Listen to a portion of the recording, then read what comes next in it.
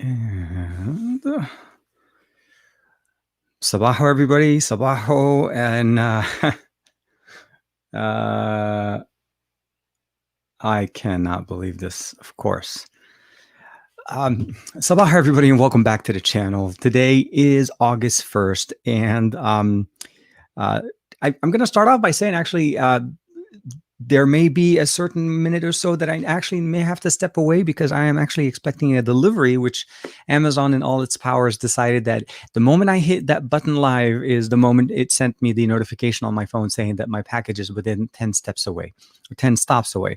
The reason why I'm excited about this is actually I kind of mentioned this for you guys last week or the week before. And it's essentially that monitor that I've been waiting for, the G9 monitor that I pre-ordered like so long ago, like beginning of June, end of May, beginning of June. But of course, we all saw, and we all, saw a whole bunch of stuff about it at CES 2020. So short answer is I've been waiting for this package for literally, or this actual device for 7-8 months. And I was actually I was a little bit concerned that there was a lot of information, a lot of delays, no information really from Amazon as to what's going on. But without going too much into detail, if that does happen, I will be playing music for about literally 2 to 3 minutes as I go open the door and get that package in. It is a really hot day here in Southern California. And of course, it is the G9. Yes, no, definitely. I've been waiting. I don't know how to explain it. There's a lot of things that we get excited about in tech. Obviously, there's a lot of new things, a lot of big things that come in tech. And as time goes on, CES still proves to me kind of like the launching pad for a lot of stuff. And one of the ones that definitely got me excited this year was the new monitors from Samsung. And I'm talking specifically about the gaming monitors, the G7 and the G9. Now, the G7 series runs on 2 different sizes, the 27 and the 32. These are great monitors, but for the most part, these are just generally curved monitors. I mean, kind of similar to the Mi monitor that I have at the top here. This is a 34-inch curved display. It's a great monitor. This one is 144 hertz, where the G7 and the G9s were supposed to be, or are going to be, 240 hertz with G-Sync and FreeSync support, which is really, really exciting. This is a review among 4 phones. So Anil, so good morning first.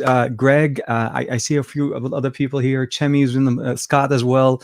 So it's not a review per se. And of course, Andrew is in the chat. Good morning, my friend.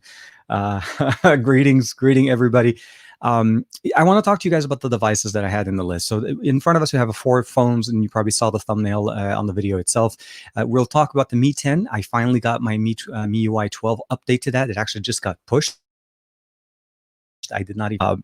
The reason why I'm excited about that is because European models of the Mi 10 devices, which most of the US market received, did not get the beta updates. So we weren't able to update our devices to run the beta because they were just essentially intended to be pushed for the Chinese market. And I think that's how they kept the beta. But now we're starting to we're finally receiving basically stable updates. And that wallpaper on that Mi 10 or on the MIUI 10 is just crazy. So we're going to talk about that one. I also want to talk to you guys about the Reno 4. Hopefully you guys had a chance to check out the video I posted yesterday. The Reno 4 is officially out. Matt Tyler. Hey, Matt. Good morning, or good afternoon, actually, Matt. And then of course we have some more conversations regarding the Nord. I see some of the comments in there. So the answer about what's going on is with the fact that I did receive the Mi 10 update, but I didn't get the Mi 10 Pro, which is a little bit odd. Both are European models. The Reno 4, first device coming out with ColorOs 7.2, another update. Both of them, the MIUI 12 and the 7.2 ColorOs update, are both based on Android 10. Neither one of them is Android 11, features or anything new. The reason why I wanted to cover that for you guys today is obviously first device to receive it. Some of those new cool features that they have in there that I found interesting. Something that reminds me a little bit of a I want to say an Honor phone, and that was something that I saw literally a few years ago at CES, and we'll talk about that. On the Nord, Bob, good afternoon, sir. And then on the Nord, I've had the device for literally about, I would say maybe almost 2 weeks now. I got it last week early, literally the day before the embargo, where everybody was releasing their videos. And so for me, my experience with the Nord has been basically kind of getting to know, getting more comfortable with the ecosystem, and of course the 765G. Now, because of that, I also want to talk to you guys about, of course, the LG Velvet. Now, I did borrow the LG Velvet from my buddy, Josh, and he was over on Across the Podcast last week, and he had an opportunity to talk, and I didn't realize you guys were asking him to show you his device. And then, of course, the way things are, literally 2 days after I got the device from him and I was starting to get comfortable with it, which by the way, I was going to show you guys. I have it on the wireless charger. The green one by far is my favorite color. There's a few other options, and I did receive one as well. And I'm sure some of the other guys here in the U.S. media did receive one. So the LG Velvet is official. It is coming to the U.S. market, and actually is in the U.S. market right now, specifically on AT&T. And from what I understand, it will be coming to T-Mobile/Sprint, since they're technically together now, and hopefully with Verizon as well with the ultra wideband. So the short answer is the V60 and the Velvet are both in the US market. And obviously, we have now multiple options for dual screen wielding devices, and not foldables, dual screens from LG. So those are the devices we're going to talk about. But all of that, of course, got superseded with the fact that Amazon, in all again, I don't know if they just are sitting there waiting for me. They literally sent out, see where your package is on the map. It is 10 stops away. So we'll see how fast Amazon delivery. This is delivered by Amazon directly, not actually through a second party. Last thing, I actually do want to talk to you guys about not the Galaxy Buds. The OnePlus Buds did receive their update, and I pushed out a video on that as well. But let's see if there's any questions, any comments here. Let me just put you guys on the bigger screen. It's a lot harder to read comments when it's just sitting on the smaller screen. I have two displays sitting in here. So if I'm not looking at you guys, I do apologize. I am reading your comments, just trying to go through here. So Anil was asking, is this a review among four phones? We covered that a little bit. Greg is in the comment. Andrew as well. Fat Produce. Always love saying that. Bob is in there. Good afternoon. I love the app and I can't. Oh, okay. Zhao is talking about, can I ask about the navigation gesture be updated to Android 11? Don't work on my Pixel navigation. Oh, so you're talking, I think, about Android 11. Sorry, the XDA navigation app. So till Android 11 is officially out, it's hard for XDA to actually officially support it. And so it's something to just keep in mind overall as far as the performance. It's right now, I would say it's in Android 11 is still not public, so I would not necessarily say it's going to go away. We'll have to see basically how the support goes away from if we're able to adapt it. Android 11 brings a new set of requirements, a new set of limitations, specifically when it comes to root development. So they have to adapt. That's the short answer. And as the fact that the Android 11 build is still changing, so we're not at the final release, it's hard for them to show support for it. So that's probably what I would say. So give it a little bit more time, Zhao. Hopefully we'll be able to do that. So Andrew's asking me real quick. Of course, I was actually going to show this. So Andrew was nice enough to send me some skins, some basically skins for the cover on the V60. So if you're not familiar, I know I was showing you guys the Velvet. They're both Vs, but Andrew has the V60, and he also pushed out a video not that long ago. And then he sent me some skins. I ended up going with this one, Andrew, because I like blue, and it actually kind of gave it a little bit of an accent over just the pure black that we got. Since specifically that my device is actually a white one, so you kind of see that little white, ever so nicely around it. Yes, no, it stayed on, no issues. The only thing I didn't get a chance to do, and I should have done it, is I should have clipped or should have cut out the areas right around the top in the area, because I think the skins that I got from you were squared off, and as you know, our edges are rounded. I didn't cut them out. I do know that they're there, so it's a little bit on the edge, but it hasn't peeled off. Hopefully Juan Carlos got his. And actually, fun tip, I learned very nicely how to get all the bubbles out of under it. Because I did have a lot of bubbles at the beginning when I first applied it, and that took a little bit of push, but it works nicely. I really wish, though, the display that we have on the Velvet is present here on the V60. And then, of course, it just makes it look so much cooler. And there was a few other options that I think Andrew sent me, and if I'm not mistaken, I have them right there. So we have a black one, which kind of matches the color, and I felt like that one wouldn't stand out too much. There's a nice little shimmer black. You guys can see that right there. It looks like reflective. And there was a few other colors that I got that were I probably will try at a slightly different time. They're very standoff, like they are very distinctive. I would say the material and the actual printout and the adhesive was really good. So thank you, Andrew, very much, and I appreciate it. Sorry, it took me a little bit longer to get that. Yes. So I think one of the comments was mentioning is that Amazon uses local deliveries, local delivery companies or delivery operators to be able to get their deliveries out. And that's true. The reason behind that is, as I mentioned, it's the G9. The G9 is a 49-inch diagonal width curved display. So it's a massive box. There's no question that it needs extremely special care. This is not something you send via FedEx, as we all know. I'm not trying to bag on FedEx, but I'm saying this is not something that you send in a delivery manner where it could potentially get, dinged. The whole thing can basically be busted, and it's an expensive purchase. But yeah, yeah, we just need to get Andrew working, and I'm talking with Andrew, trying to get him to see if I can get him to print my logo on this. So it would really be nice, like if it was like that nice little blue, and then the TK logo, the channel logo sitting up there. So that would really be nice. I'm also actually pretty excited. I did put in an order for a new baseball cap and shirt for the logo. I'm trying to find a better merch process. I feel like the one on Google is great, but for some reason it's still, I feel like either it's too much or just the options are not there, and I need to reach a certain purchase number before I'm able to unlock other things. So I may just want to just shift entirely to another system. I like the integration into Google, but I feel like it may just be easier for me to just host the landing page for the merch on my website and then just link to that from my description. So I think that should be okay. Yeah. What is the OPPO? Okay, so for the OPPO phone, let's go ahead and jump into that. So that one is, I think Dennis is threw that question on us. So which OPPO phone are you using in the thumbnail? So this one is the Reno 4. So OPPO yesterday officially brought out the Reno 4 and the Reno 4 Pro to the global market. Now they're not new, obviously. They released these two devices, I think, earlier in the Chinese market. So that's generally how OPPO does it. They'll release the device, they put it out the Chinese market, and then they release a global model of it. So the one I have is the Reno 4. I think most other reviewers, if you've seen a lot of videos on there, like Saf and I think Isa, that was here a couple of weeks ago, did also a video on that. They're covering the Reno 4 Pro. And I think, actually, I'm sorry, take that back. Even Josh has the Reno 4 Pro.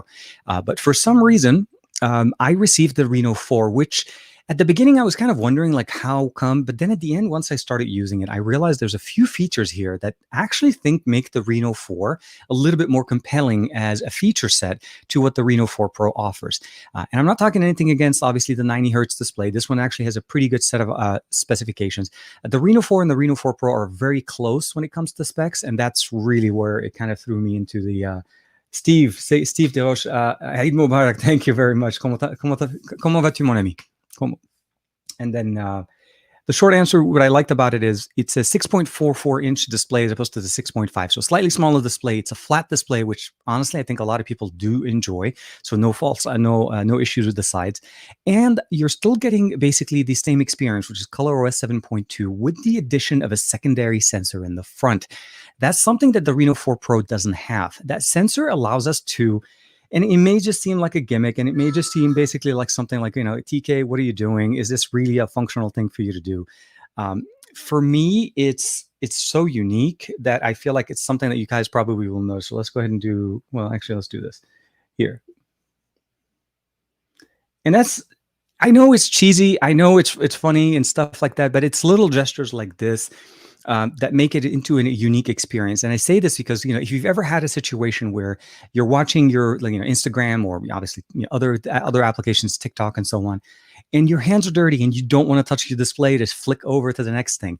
Gesture support, and similar to the things that we saw with the LG devices, are definitely functional in certain, very specific, requirements. So one of them obviously is dirty hands. You're sitting at the table. You want to be able to scroll through your feed, and you don't want to basically release your hand. This works great. Even though it says that it needs the whole gesture, I'm actually able to just use two fingers, swipe up or swipe down. It works with Instagram. Right now, works with TikTok, and they're adding more functions. So those are cool things that I saw there. Essentially, yeah. Again, kind of like Aditya is saying, good morning, Aditya.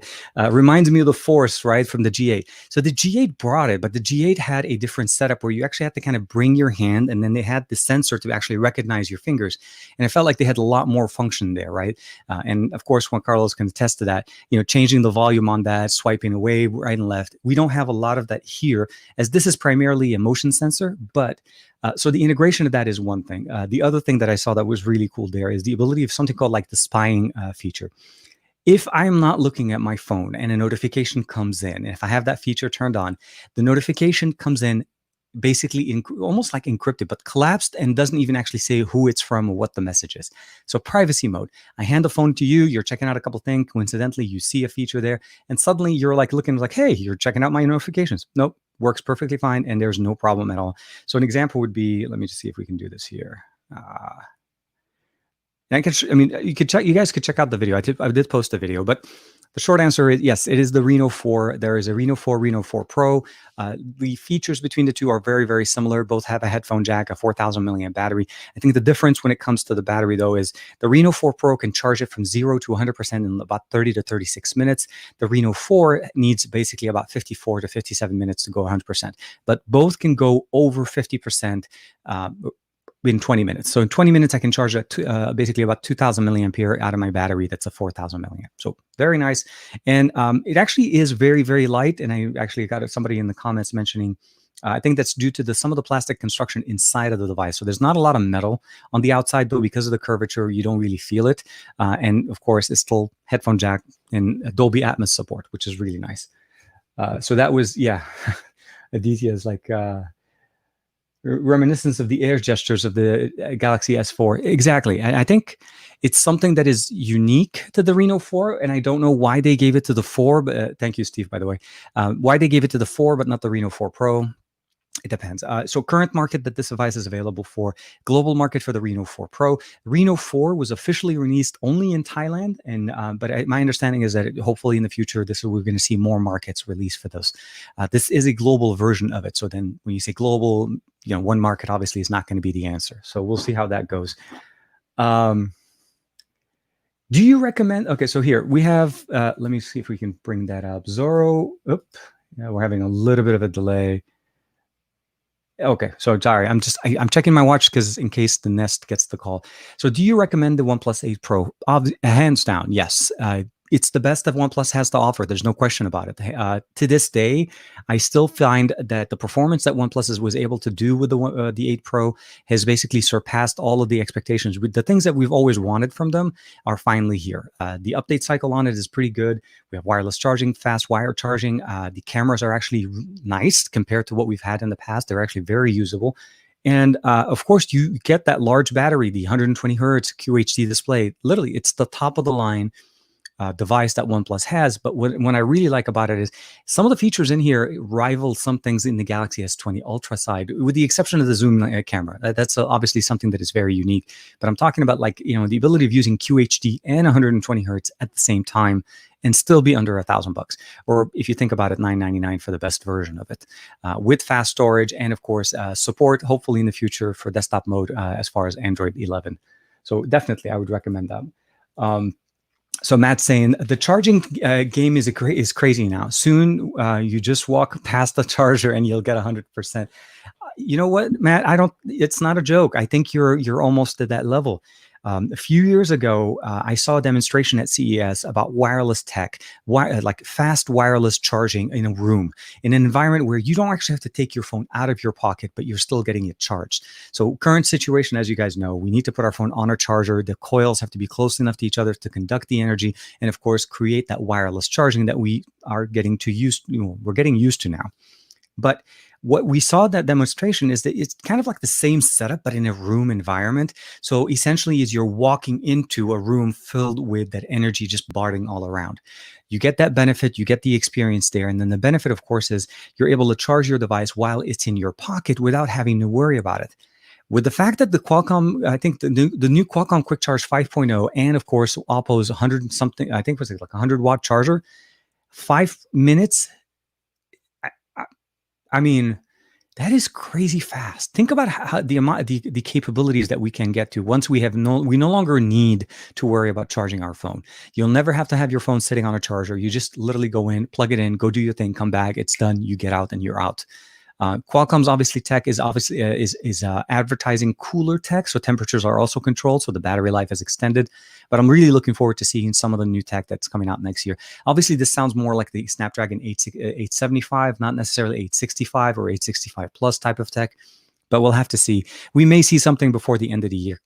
Right now, we're still talking crazy fast. OPPO and Qualcomm obviously are definitely doing a lot of work, and I'm really excited about that.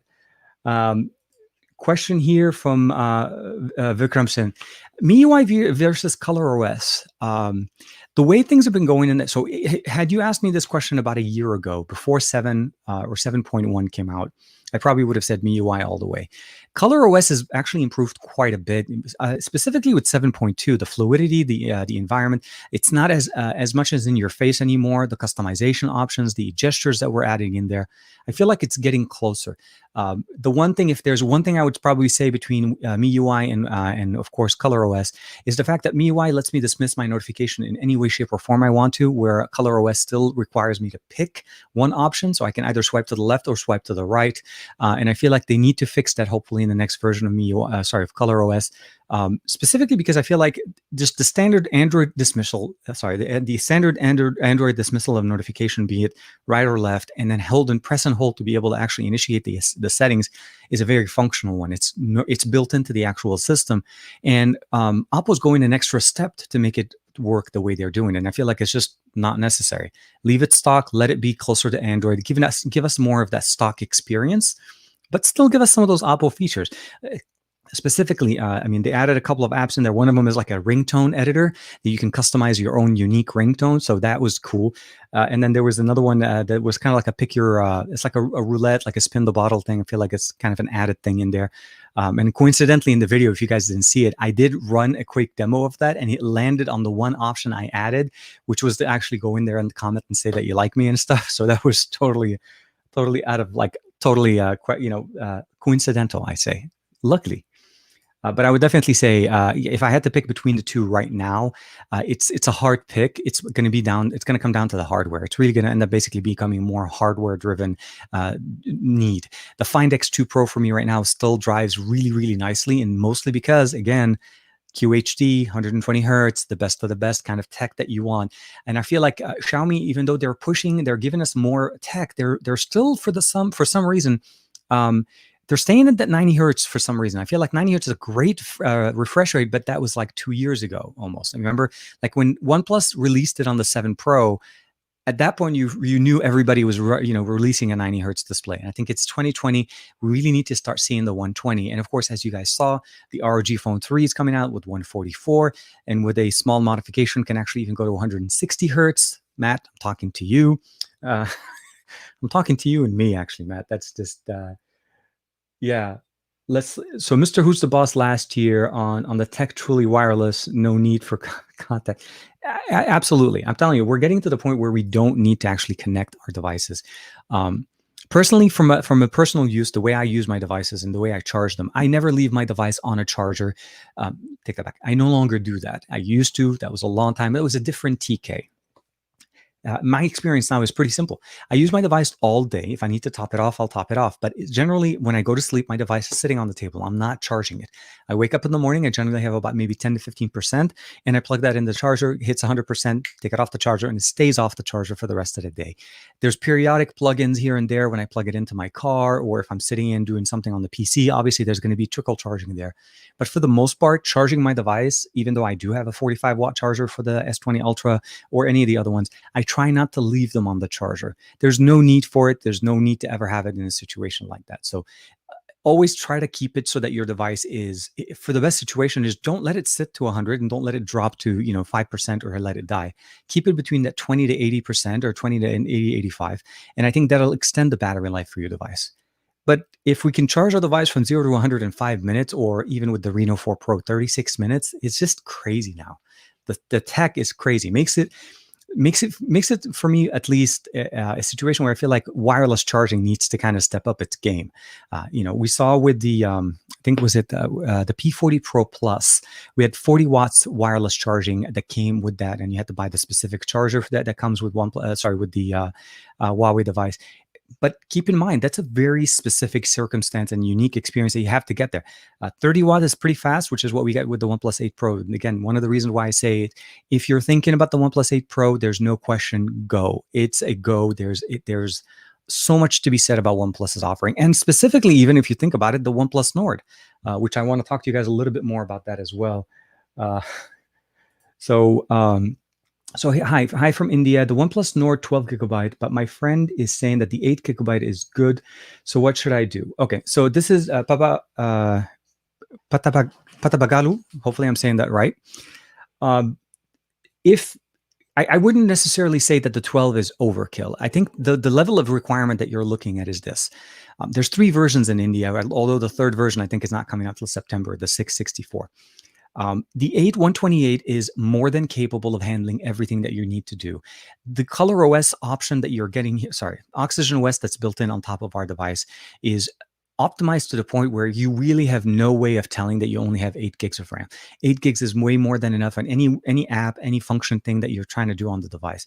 Unless you're running desktop mode and you're pushing it with like trying to render and do anything like that, that's where the benefit of 8 to 12 gigs will start showing up. Rendering video on your device will always take more memory, and the more memory you have, the better the operation, the compiling process of the app will do better. So that's really the benefit there. But again, it's running the 765G. I wouldn't necessarily say that this is going to be like what you get with the OnePlus 8, where you have the 865 processor there. So keep that in mind. So for what you're getting there, I think 8128 is perfectly fine. I wouldn't go to the 12 because of the fact that you are running the 765. And you're able to save some money. Now, of course, the storage is the only other thing that will drive possibly changing that, is that you obviously, if you want to get the 256, because you can't get the 8 256, it's a 8 128 and 12 256. So just keep that in mind. Let that drive your decision. So if you're okay with 128, I honestly think the 128 is more than enough. And if you're saving a little bit more money, you can also pick up the buds with them as well. They work pretty well with OnePlus devices, and they have pretty good low latency as well for gaming. Um, okay, so, but I don't. Oh, okay. So Rishi, sorry. So I think you're talking about so there are some devices, there's typically going to be at some point or another always some issues with screens, and essentially it comes down to batches. But my unit did not actually experience the screen issue. I don't know if it's just because it's the first batch, and again, the one thing I would probably say is this: we're all holding pre-production devices. So if you see a reviewer, if you see somebody that is putting out a review about a device and saying the screen is having an issue, so on, all of us got pre-production devices. Not one person got a production unit off the lot because they haven't done them. They're finishing them up before they can start shipping it out to you guys. So keep that in mind. And if a reviewer says that they have a device and they feel like this is something, yes, always going to be something that you need to be aware of. So make sure you buy a device from a company that you can trust, and also a company you can return it to. But again, we're all using pre-production software, pre-production hardware. So it's hard for us to kind of kick it and say, this is a final review. At the end of the day, OnePlus may still add something later on down the road that we would need to come back and kind of circle back and do, like after some time, like after 1 month, after 2 months kind of review. Right now, the Nord honestly just ticks off a lot of the right options for the price.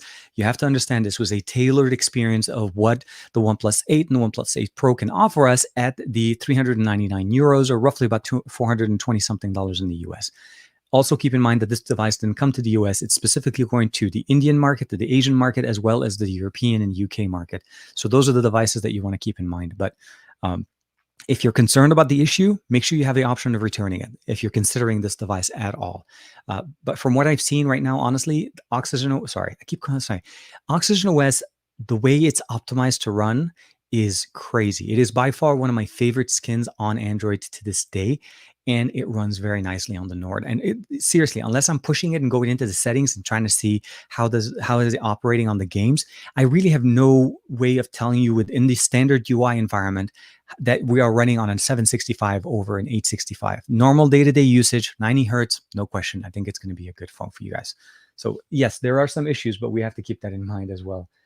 The Sentinel 909 is in the comments. Hey, the 760. Okay, so Greg had a quick question. Is the 765 okay? How does it do on the Nord? I think, honestly, the current setup that right now, which I'm in a good, unique situation, is I have 2 765 devices. At the beginning, when I was first starting to talk to OPPO, I thought for some reason that the Reno 4 was going to come with the 765 as well. That turned out to be the 765, the Reno 4 Pro 5G will support the 765, and that's how they're getting it in there. But the Reno 4 and the Reno 4 Pro both support the 720, which is a slightly slower chipset. I have two of them, and realistically, I feel like the Nord right now, just because of the way OnePlus does with Oxygen OS, just runs smooth. It's very fast. It's very consistent. The only places I see my limitations is when I start to push the chipset a little bit more. When I try to render a video, when I'm trying to play games, and I'm trying to go to the higher settings, those are things that are not available, and that part of that is limited by the 765. The overall experience, I think, the other compromises that they also went with here is that we went with UFS 2.0 as opposed to UFS 3.0. That could have helped the experience a little bit more. But again, that's part of the cost-cutting features that they decided to go with. To bring down the price to about 400 euros, they needed to actually take certain things that they kept for their flagship. See, now they have a flagship line, which is the 8 and the 8 Pro. But no question, the 765 runs very, very nice. Let's double check here. Oh, Tevin Jordan, Find X2, sorry, the POCO F2 Pro. Let's see here.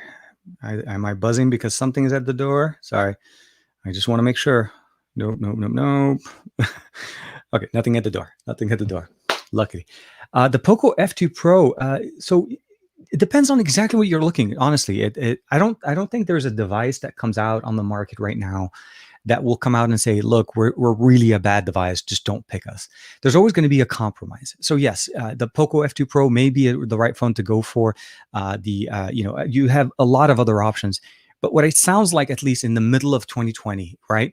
Beginning of 2020, we saw the 865. The 865 Plus is starting to come out, so that looks like it's going to be the next wave of devices.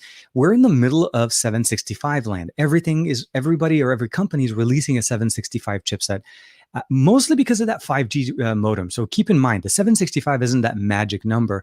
There are other options on the market, kind of like what the Reno did. The reason a lot of companies are going with the 765 is because of that integrated modem. They buy one chipset that includes the 5G modem. Now, it's the X52 modem, not the X55. You always have to keep in mind that that is a 5G modem, but it is not the same 5G modem that supports the other bands. So the X55 will always be better. So I'm looking really interested to see how does Verizon actually bring ultra wideband onto the 765, if they're going to basically try to get a new type of chipset directly from Qualcomm that features the X55 with the 765. So something to keep that in mind. But that's the reason why a lot of companies are going with it. So it's a chipset that provides basically the best experience in the 7 series, the power efficiency of the 7 series, meaning that you save power and you're not using as much as opposed to the 865. Also, obviously comes a compromise of experience, but you also get the 5G experience with it as well. Absolutely, Greg. Anytime. So Matt's uh, across the podcast skin for the ROG Phone 2 possible. We need more skins for the ROG Phone 2. So I still have my ROG Phone 2, and I think Matt also recently just acquired the ROG Phone 2. And both of us actually so last week when I had Josh over, we talked a little bit about the ROG Phone 2 and the announcement of the ROG Phone 3. I find it there's a lot of things to be said about the ROG Phone 3. It's not available yet. I mean, only reviewers have it. So I feel like I need a little bit of time with it. So hopefully once it becomes available, I am going to upgrade, not because I need to upgrade, but it's because I want to see realistically, do the upgrades make sense? And what does the $799 model offer? There's that entry level that ASUS finally announced. In the past, they've generally released multiple versions globally, but a single version, which is the 10-cent edition. And that's the model that I have. And the benefit there essentially is that you got a little bit less RAM, less storage, but you got the general essence of what the device is. It's kind of like the lower end model for storage and RAM, but you still got the same experience for the 120 hertz of the IPS display, the front facing speakers, the 6,000 milliamp battery, all of those things. So I'm looking forward to checking that out. But I found that, the overall, like the upgrade from the 2 to the 3 isn't this, oh my God, kind of like from the 1 to the 2 that it did for us. I feel like it's more of an iterative upgrade. And not that I'm trying to knock, 144 hertz. I had a great time with the Red Magic 5G. The Red Magic 5G gave us that 44 hertz, and I enjoyed it, but I enjoyed it only in a very small number of games. The major games that are on the market still didn't support it, and I don't actually see them going in. The best that we're able to get right now is 90 hertz refresh rate on like the OnePlus 8 and the OnePlus 8 Pro for Fortnite. That's the best that we were able to get there. And those are the general games that I like to play, like Fortnite, PUBG, Call of Duty.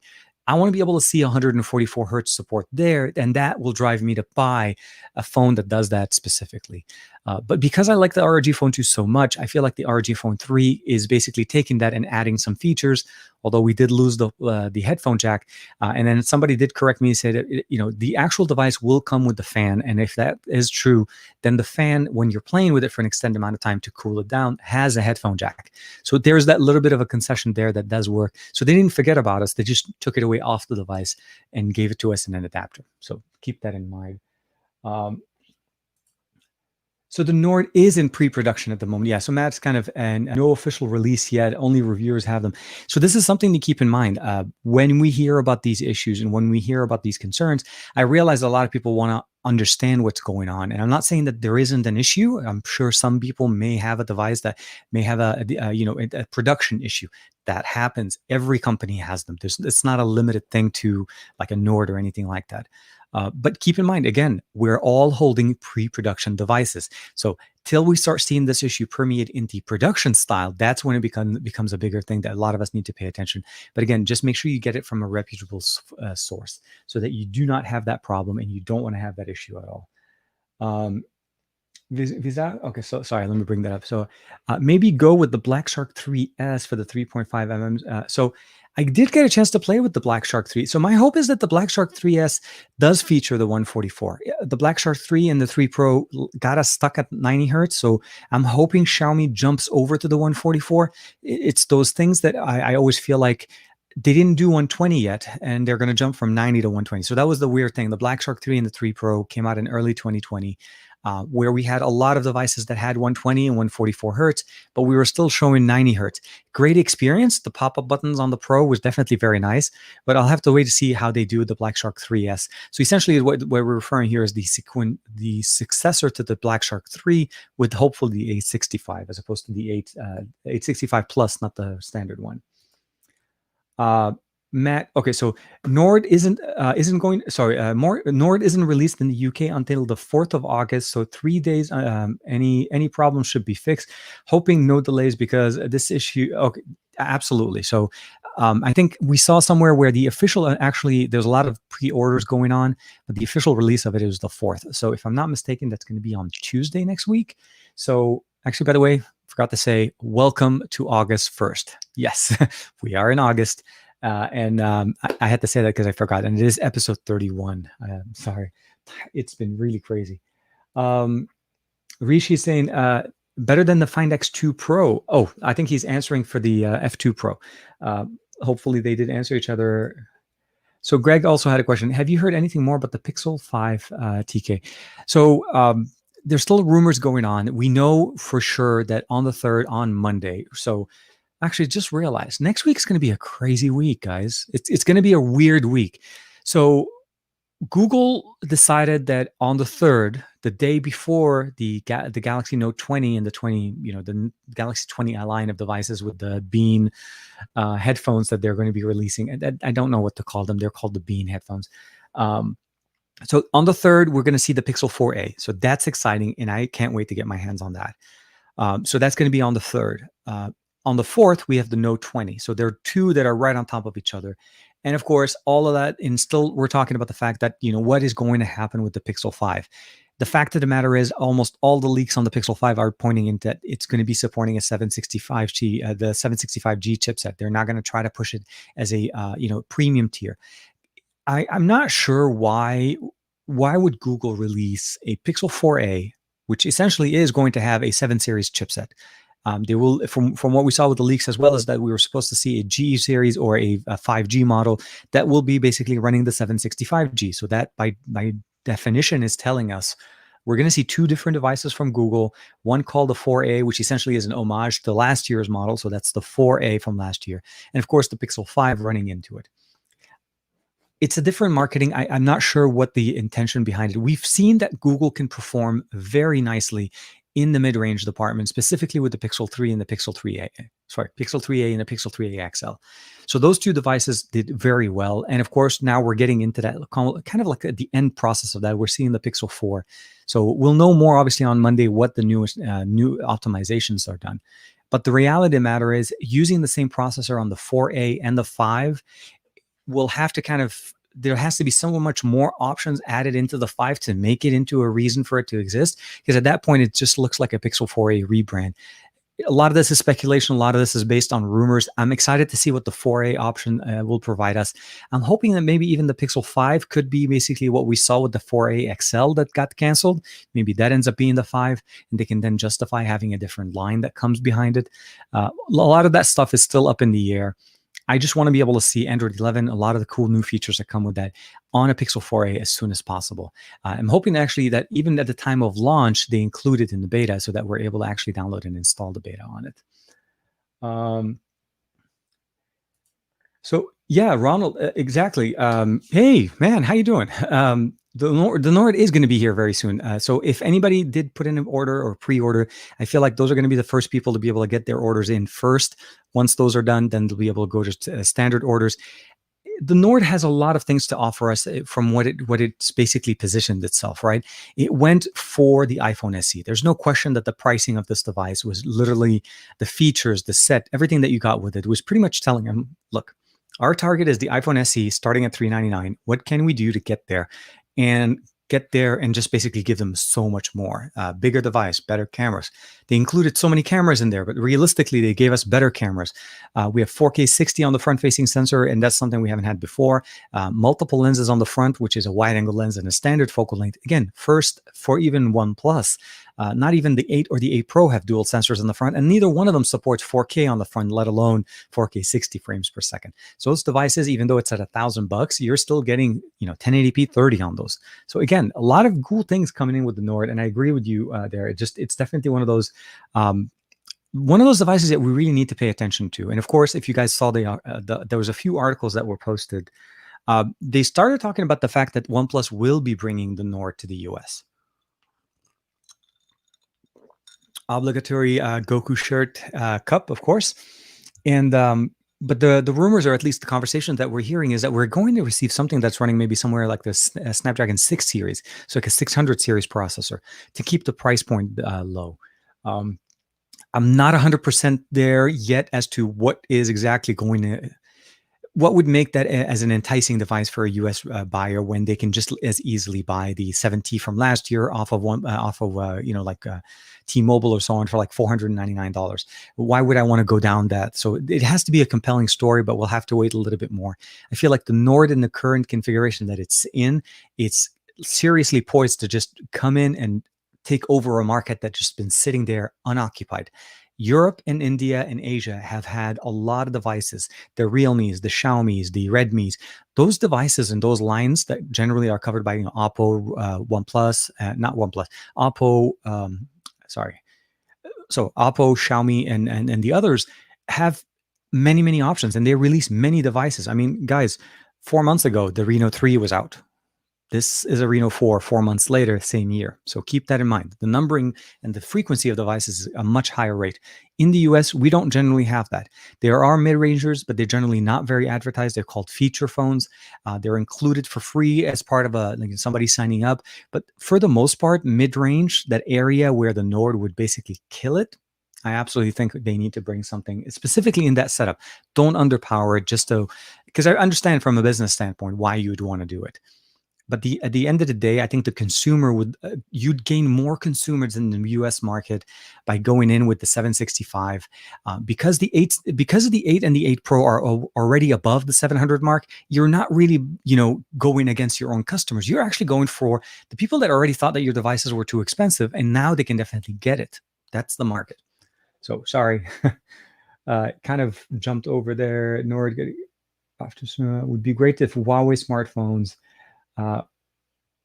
So here's the question. So Dastan said, would you suggest a Huawei smartphone with Google Play services? I would only suggest it if you don't use any Google Play services. So if you're already on a system and you're comfortable not using Google Play services, meaning your YouTube, your Gmail, all of those things are not Google related, I don't see a reason why you wouldn't be able to. There's a lot of options. I have to say that Huawei is doing a very good job of increasing the number of applications on their system.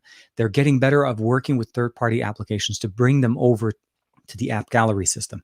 They're not there yet. So if you use any of those, then I would say it's a little bit of a hard give. There are ways to sideload this, the apps and so on. You can definitely Google is your friend when it comes to those.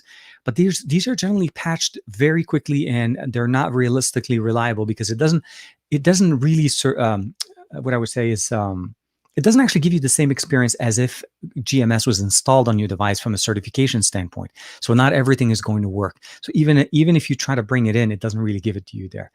If you don't rely on it, I think Huawei devices are definitely great for the great value, specifically in the Asian market. And of course, when you start looking at the camera tech, one of the reasons why we have 3 sensors on the back, or 4 sensors, or even this type of setup with the Galaxy S20 Ultra here, it's because of it's because of Huawei. They pushed the envelope. This is their territory, and everybody is literally playing catch up to them. But it's hard to justify it. So I would say it's really more of what you prefer. Can we crowdfund a laser cutter and a bunch of 3M vinyls? We should be able to. We need to get all of that set up and put that up and get Andrew some nice tech to get him up and running. And Andrew, if you'd like, put it up. I'll make sure to forward that up and get you up and running. Definitely would love to have some, our own skins. Not that there's any issue with any of the big companies that we have there and their, I would say, their colorful Twitter accounts. But definitely would love to support it. If it's something that you'd like to put up there, let us know. Definitely. I think that's what you're talking about, Steve. I got it. So what I was saying, as far as the announcement on the 3S with the 120 hertz, it's the first one we're seeing from them. That's what I meant. They've stuck to 90 hertz for quite some time. So we want to be able to see it. And my goal would be is let's start talking about the price point and availability and start seeing some of the benefit there. I feel like they went to 120 when everybody's going to start shooting for 144. We know that the beginning of 2021, it's going to be 144 hertz because the Snapdragon processor can do it. I mean, even the 865 can push 144 hertz. It's just getting that with anything above, 1080p is a little bit of a concern. So that's the one thing that you want to be aware. The Black Shark 3 the Black Shark 3 Pro came with the QHD 90 hertz refresh rate. The Black Shark 3S, that's going to be the lower end model. If that has 120 hertz, can we possibly see QHD 120 as well? So those will be the things I will keep an eye out as well. So Aditya is like, is it already August? Yeah. I can't believe. So for everybody's kind of point of reference, it's been a crazy year to start with, right? We started at the beginning in literally February, March here in the US. It just became something else. Where at the end of July, summer's literally over. Schools are about to start for us in another couple of weeks. We're going through a massive heat wave today. I think it was like 110 here, Fahrenheit. It's not Celsius. So 110 Fahrenheit. I think it's, if I'm not mistaken, about like 40 something. So 110 F to C. I always have to do the math. Oh no, I was wrong. 43. So if you've ever experienced 43 degrees outdoors, and as this is not the hottest part, by the way, in some areas about maybe an hour or so from where I am, it's going to get 120, which is closer to about 46. So just keep that in mind. It's ridiculously hot, and yes, it is August. Ron O'Connell, my birthday's on happy early birthday, sir, and hope you're able to have to spend it with the family and have a good time. And we know that by the 10th, we'll know what the Pixel 4a is going to be, and we also know what the Note 20 and the Note 20 Ultra is going to be, and how many arms and legs do we need to put out for the new Samsung stuff coming out. And I say that in the same breath saying I just bought a G9 monitor. So yeah. So Sorab is asking, would you get the ROG Phone 3 or the 8 Pro? Right now, I would say the 8 Pro. Even with the upgrade, even with the 144 hertz on the ROG phone, I would still go with the 8 Pro. Mostly because I like gaming on my phones, but I have one true dedicated gaming phone that I own, and that's the ROG Phone 2.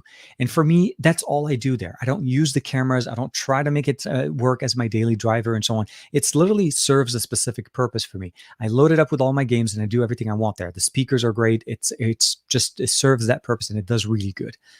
I feel like at the end of the day, when a gaming phone comes out and it says, we got these new sensors and blah, blah, blah, Those features are great, and I'm pretty sure they did improve the camera over the years. But at the end of the day, the company designed that the focus on this stuff, on this product, is always going to be the gaming experience, not the everyday usage. For me, my device needs to be able to give me that both experience. Now, 144 is great at 1080p. Nothing's wrong with that. But I prefer 120 at QHD over 144 at 1080. There's that give back. Higher resolution, higher refresh rate will always trump low resolution, high refresh rate because of the comparison to what you're trying to get, the overall enjoyment of the content, the display, the experience, the technology, the battery life, the UFS storage that we get in there. So there's a lot of things that, kind of factor into the price of the device. Also, the best version of a OnePlus 8 is $1,000. The best version of the ROG Phone 3 is way above that, like light years ahead.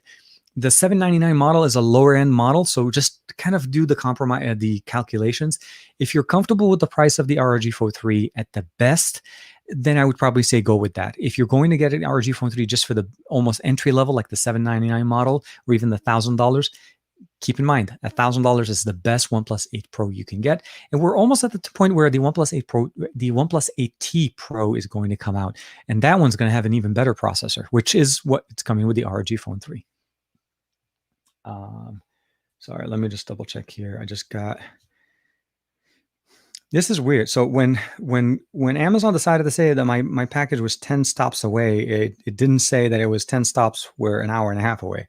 So yeah, we're almost 50 minutes. Let me see here. Update delivery. No, yeah, my package is quite a while out for delivery. Okay, so good. We're good, guys. We're good. Congratulations. We all made it to the end of July. You have now reached level 8 in Jumanji. Yes. Welcome to Jumanji. Every time I hear that word, I think of the guy. I forgot the name of the guy, but he's the guy that drives the truck. It's like, welcome to Jumanji. So one of those. At Ronald Discord party. Heck yeah, man. Need to be. Oh, man. So Chemi has a quick question. The TK, do you think that it's really a market for gaming? Is there really a good market for gaming phones? Have you tried the gaming devices on laptops, like accessories, like the Next Dock and so on?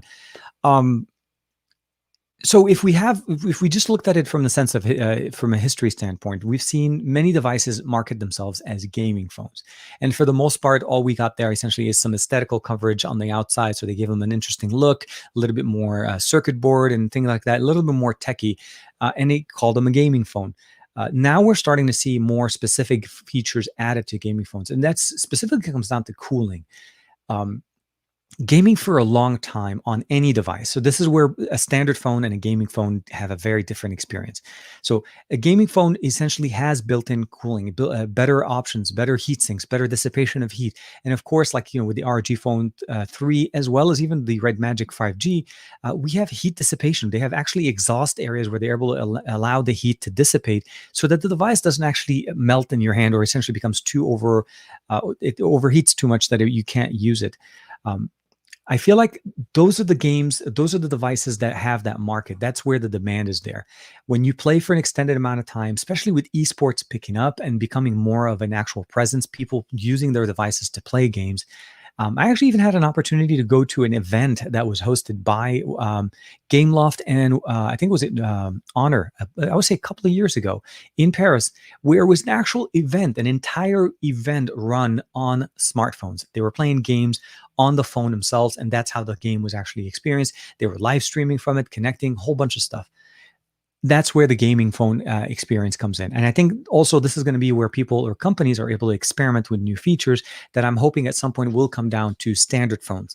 The fact that we have high refresh rates on our smartphones today did not start because normal companies wanted to, and when I say normal, I mean like the Samsung, the Motorola, and so on. The companies that are not really making gaming phones wanted better displays. It's because people wanted that better display because they saw it demonstrated on another device, that 90 hertz display, that 120 hertz display, that 144 hertz display.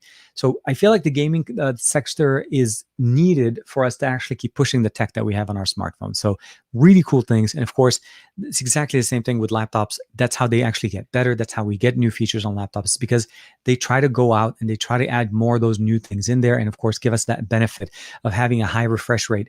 Now, I'd love to be able to see, like if you guys saw the LG monitors where they're talking about, the 4K 144 hertz, we're starting to see more high-end displays with better refresh rate.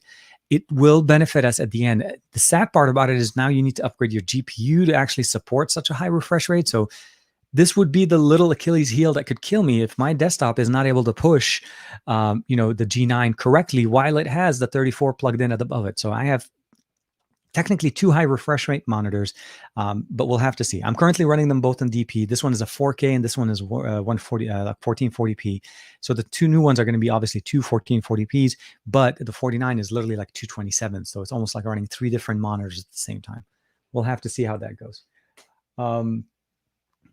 Question here. So Greg had a question. Android 11 is cool. I was running the beta 2 for a few weeks. So yeah, no, there's a lot of nice things coming in. The one thing I would probably say that a lot of us need to keep in mind is what we see with Android 11 in the current state is what Google's intention of Android 11 is in the market, which means is by the time OPPO, Xiaomi, OnePlus insert company name here with insert version of Android skin there, not all of those are going to permeate there. I think the aggregation of notifications should be added in there. I think that's a much better organization, especially with notifications that really don't need to jump in front of us all the time. Getting that notification from Google telling me that the weather is X, whatever day it is and what temperature it is a good notification, but I don't need that to be above a conversation I'm having, let's say with one of you guys on the chat. I want that to jump over and be that above, more priority, and let me prioritize that function. So those are things that I really appreciate. I also like the customization of the power menu. Having your automation buttons, your Google Now automation section right there, the power button is such a game changer. And I really hope that does actually carry, because that's a big problem. I feel like it's almost like that will drive me over to a Pixel more so than not, because the fact I rely on it all the time. As an example, I turn on these lights there. I turn on the overhead 8-camera lights. I turn off the main light in the room here using automation all the time. I use my voice, and I would love to be able to just put my phone, turn on, hit the power button, boom, boom, boom, boom, move on to the next thing. And it works beautifully. So those are things I always appreciate. And I'm glad you got a chance to check it out. What color Nord should you get? That's a tough question, Matt. That's a tough question. So there's two colors. If you guys haven't noticed that, there's this color, which I feel like is a great, like a pastel blue color that I feel like it's really nice, very eye catchy. If you're going to put it in a case, like if you use the cyan case that OnePlus is selling with it, or you're able to pick it up, I think you can pick up any one of them and you wouldn't even have any problems. I think at the end of the day, if you're putting a case on your phone, I don't think you need to worry. I would say get the one whichever one you're able to get. If you're going to rock it without a case and you're going to basically want to keep it and enjoy it, I feel like the blue would be the one that stands out. I feel like that's the way I would judge it. But again, for me, it's in a case most of the time. And I'm not going to lie. I did one time made a mistake. I was trying to take a picture for one of my videos, and the phone dropped and I didn't have my case on it. And I regretted that ever. I scratched the frame of the phone that I have, and the screen protector that comes pre-installed. By the way, it does come with a screen protector. I needed to remove that because I scratched that bad enough that I didn't feel like it was good enough to be on the display. So I would go with the blue, but depends. Ronald is like, yep, the Ford blue, exactly. Speaking of Ford, the Bronco's back, man. That is crazy. It looks great though. I really like it.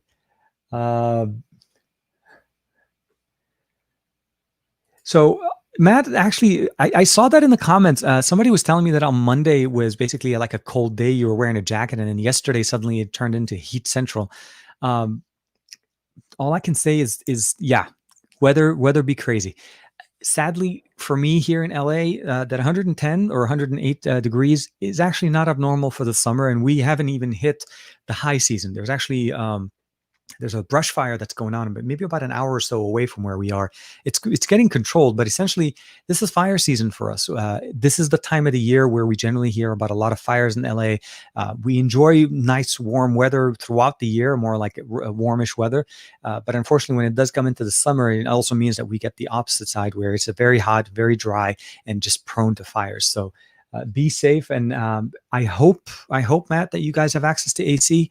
That's the other thing I heard also, is that the UK in general, because of the fact that most of the time the weather is generally cool to basically cool temperatures, and it doesn't ever get very, very hot. Not a lot of homes have ACs. I think Saf last year had to buy an actual portable AC unit just to get it so that his house can cool down, because it was getting pretty hot in Leicester for him. And I think, if I remember correctly, Matt, you're not that far. Um, so, oh, Greg, yes. I'm not sure. I'm not sure which part of when you say package, TK. I'm not sure which package we're referring to. I think I may have missed a comment from there before. Was ridiculous. So here. Oh wow. Okay. So here in South, it's 37 degrees in Oh wow. You guys are actually really close. We're 43. We're not that far. So you guys are getting a lot of heat. Okay, wow.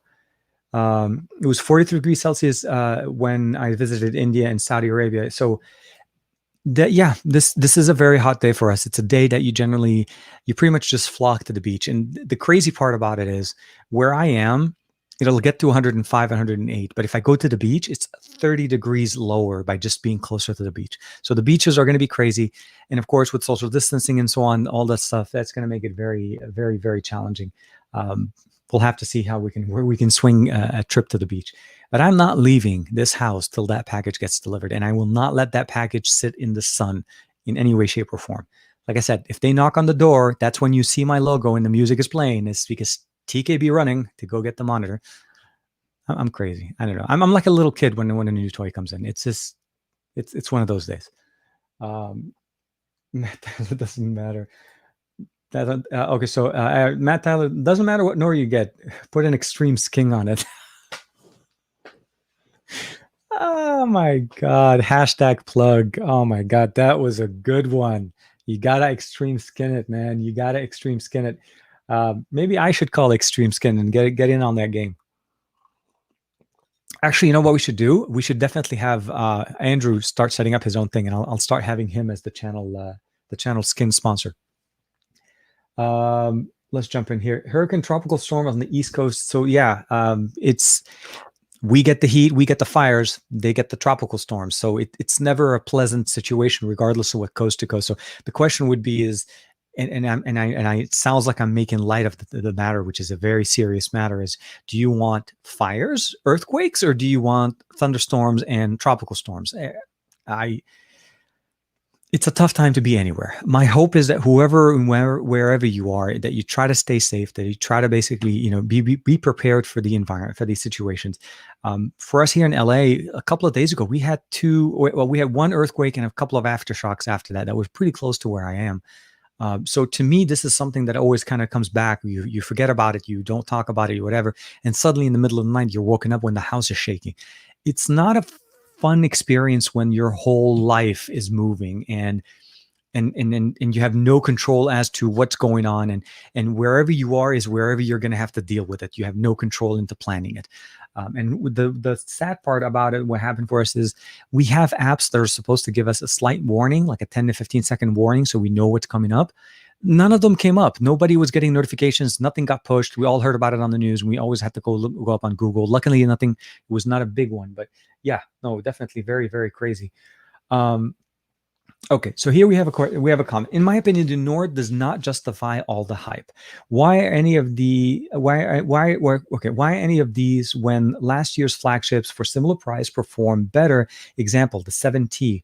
Well, even the Poco F2 Pro is better than this guy. I agree with you. Yes. No, I don't think that the Nord is coming in to say that this device is better than last year's model. There's a big difference in what the Nord is and what last year's flagship is. The big delineation right now is that whole 5G moniker, right? If you're wanting to get a device that supports 5G, you have to get a 2020 version of a device. I think the OnePlus 7T from last year is a quite capable device. The OnePlus 7 Pro from last year is still quite capable. The 855 was never ever is dismissed as a bad processor. What is going to happen right now is the mid-range device that is going to get that 2 years of software updates and that 3 years of security patch updates starts from 2020. OnePlus will still support the OnePlus 7 Pro to get it Android 11 and probably Android 12. So there is not a big difference there. But it's, again, goes into that whole 5G. A lot of people hear the word 5G and they think future proofing. And I think that's where the Nord comes in. It's competing with what the iPhone SE generation, or the people that are thinking, hey, I can't afford those flagship Android phones. Let me go buy an iPhone. That's where the Nord is coming in mostly in any market that it's hitting. It's competing with other devices, of course. And you're right, the price point may not necessarily be the cheapest, but when you think of a smartphone that is a budget device or even last year's device, how often are you getting updates? How much support are you getting? Is that device still providing you a fast experience now? The OnePlus 7 Pro from last year and OnePlus 7T are definitely doing so, and that's because of the Oxygen OS implementation from what we get here directly with OnePlus. That's the OnePlus difference, and they're bringing that in to the Nord at that price point. So there's a little bit of give and take there. I agree. There's obviously 399 euros or 369. I want to say 369, 379 pounds. It's not cheap, absolutely, but you're getting that OnePlus experience in that market, and I think that's where it's trying to build a reputation back from what they used to be. That's why a lot of people will use the whole they're going back to their roots, because that's where they started. Around the in the US was like $249 for the entry level OnePlus One, and it was a good device for what it offered.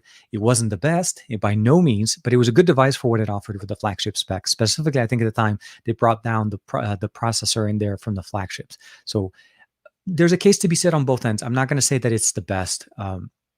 In obviously somebody that lives in a market where there is a lot more competition for it, that makes sense, obviously, to put it up there.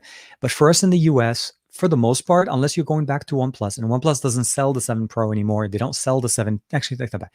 The 7T is still there. But I feel like the moment the 8T is going to come out, that's going to go out. So the availability of the hardware is also not available. So you're saying basically for somebody that's thinking about buying a brand new phone, go back and buy last year's used phone. There's also that, are they comfortable buying an older phone? So that's the beauty of basically the ability of buying what you feel like you need. If you have the phone, if you have a 7 Pro right now, I probably would say no, don't go out and get the Nord. You already have a better phone. If you're looking to get a phone for your son, your daughter, your sibling, or your grandparents or your parents, but you don't want to spend that much money, and you also feel like a 7 Pro or a 7T is just overkill into what they need to do, the Nord may be a good conversation to start with, and maybe other devices, the Realme's and Xiaomi's that are available in the market that you're in. I don't think the Nord is the answer for everybody, but I think it's good to have the Nord in this price point to incite change, to force other companies to start supporting mid-rangers the same way they support flagships. That's what I want to say about that. The OnePlus 8, so the OnePlus 8 is not giving an IP rating. Oh, sorry, we didn't get an IP rating, and it's surviving in the water now. Nord also not giving any IP rating, but is it surviving in the water? So the one thing that I would probably say is, I feel like it's a weird statement, right? We've always wanted OnePlus to give us IP ratings, but we've known devices that from years past that they can take a splash and obviously still work. There is a design set. There's a set of designs that the companies decide to stick with to provide you the best experience. They realize splashes will happen, so they always add those gaskets around the port. So yeah, if you remove the SIM tray, you put it back in, you'll notice there's a little bit of a gasket there. Is the OnePlus Nord capable of surviving in the water? Honestly, if I didn't drop my phone, I would have definitely tested it out just for the sake of seeing how that IP rate, how long will it last. But once I drop my phone, the structural integrity of my device is not 100%. And that's because I also did get it scratched, which means it did land at an angle. So luckily the display didn't crack, the device didn't separate, but I wouldn't be surprised that it'll take a splash, but I think the IP rating statement comes at a price, meaning if they put their foot and say this is an IP rated device, then they're going to start providing support and, of course, warranty replacements for water damage if the device receives it. So there's, I think, probably why they don't say that. But if you're holding the Nord and you're using it the same way, the OnePlus 8, you get a splash on it, not a problem. Just wipe it off and keep going on. If you're getting dunked with, That's a different story. That is a very different story. Um,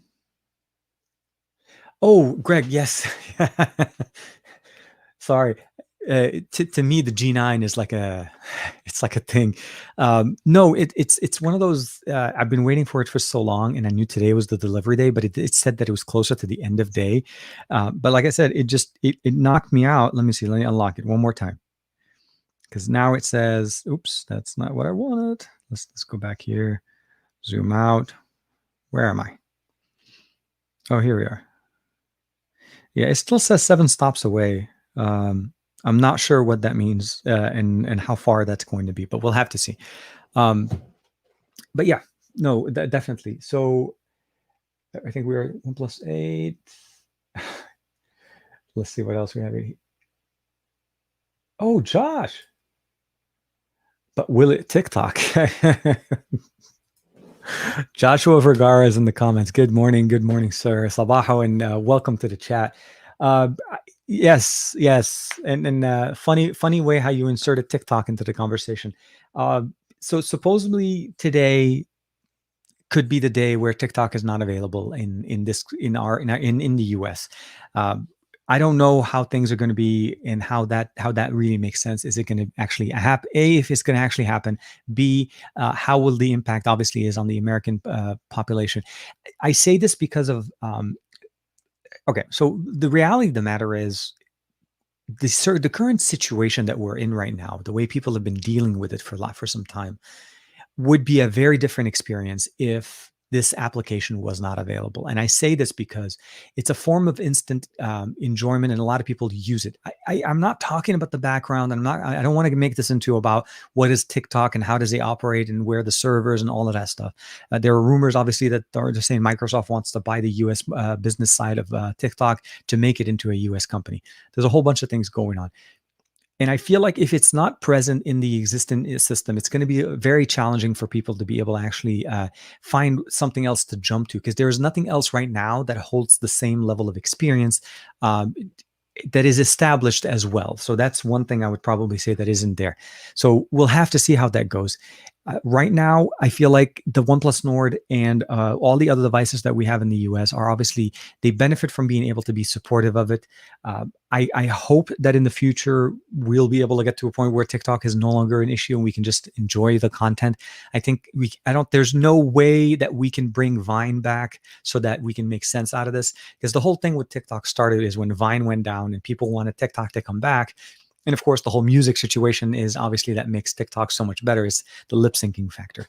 So we'll have to see how that goes, and we'll also have to see how the environment ends up basically evolving. And will it become a US based company, or will it be something that we can move over to? Manish says, "Good morning, Josh."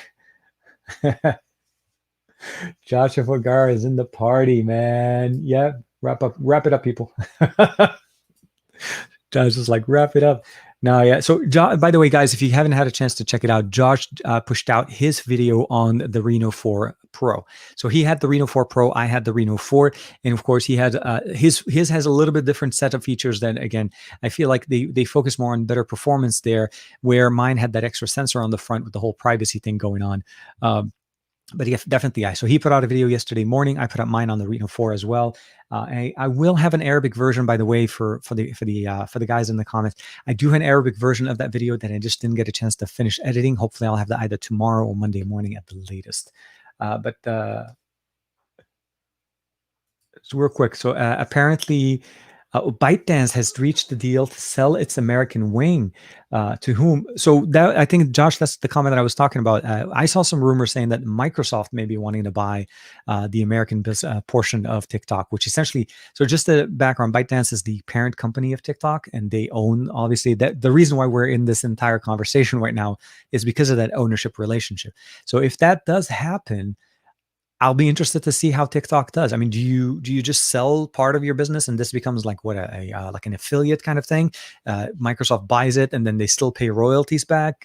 I don't know how they would run it. And then how does that work? And then with the whole, are you only watching US content creators and you're not watching everybody else? Because I felt like that's the beauty of TikTok, is the fact that I can watch somebody, either in India or in Egypt or in Lebanon or whatever. they are making TikToks that we would love to watch, and they're there.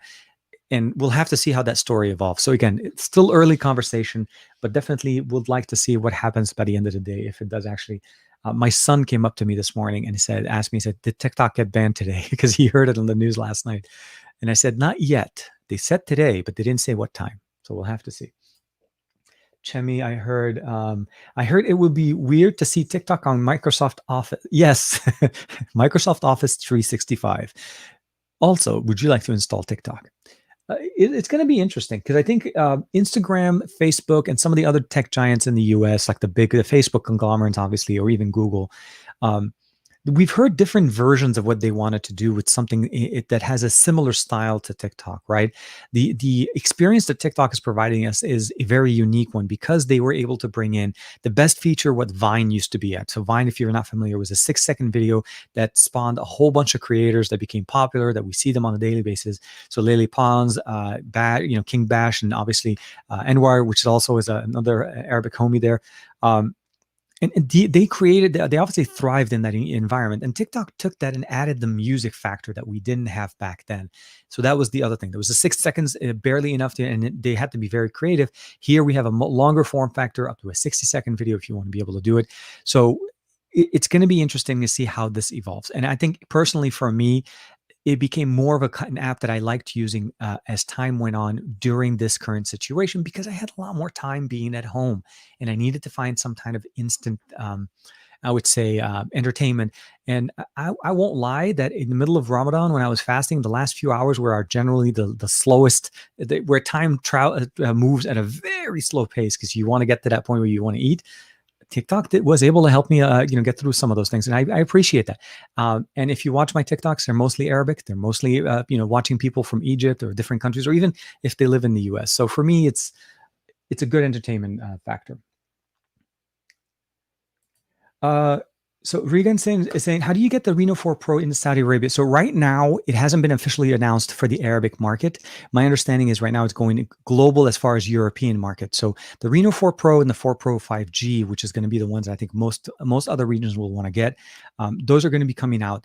It's a staggered release from what I can see, because we didn't really get a specifically, saying what are the global markets. I know OPPO has a big presence in the Middle East, so it's not like they're just going to ignore that area. I feel like we'll have to give it some time to see when they release it. But otherwise, if you want to be able to jump it, you want to be able to import it right now, your best bet obviously is to go through some of their online retailers or import it from Europe. That's the best way. For me, the model that I have, again, even though it's a global market, the only place it was released in was Thailand. So we'll have to see what other, how it's a staggered release. That's the best way to say it. Sorry. Osama, salam alaikum, habibi. Manish is okay. Why did you stop Expose Tuesdays and stop making videos on Expose modules? I think at the time when a little bit of a background to Manish's question. So Manish Kumar is asking a question about a while back ago on the channel. We used to have every Tuesday.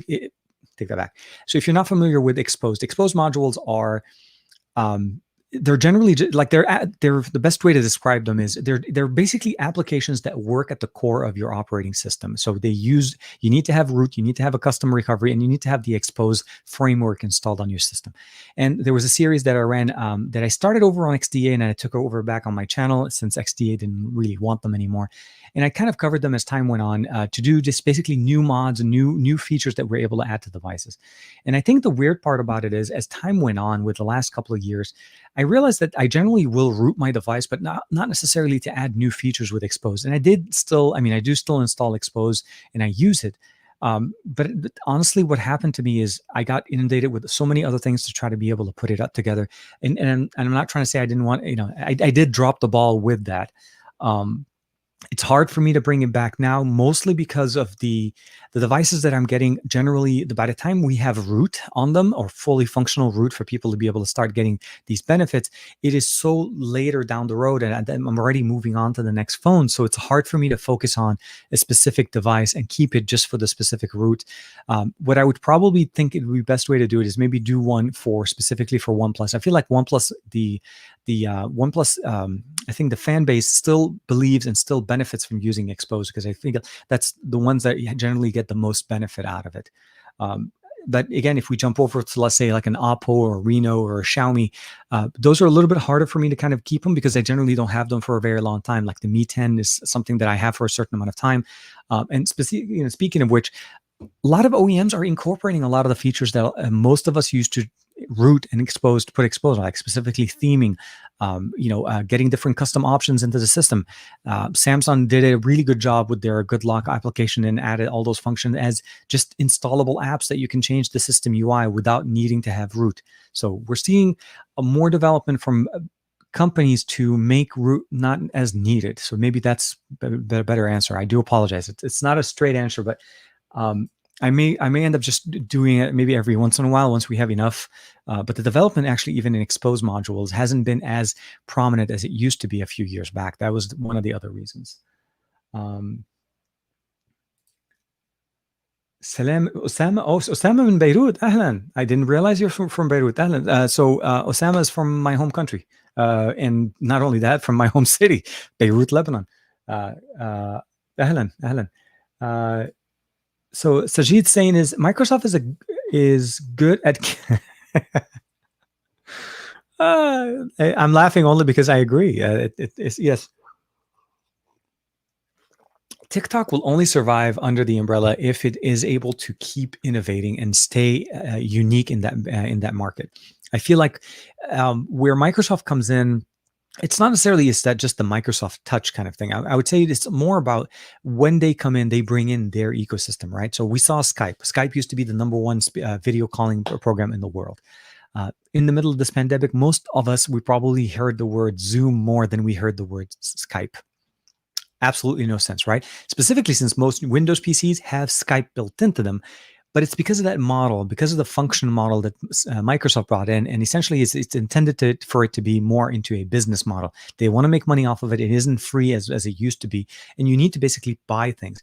Zoom came in, simple, easy. You don't even have to install it as an actual app. You can have it as an extension if you're using Chrome, and it's easy to jump in. So will Microsoft end up basically making the end of TikTok?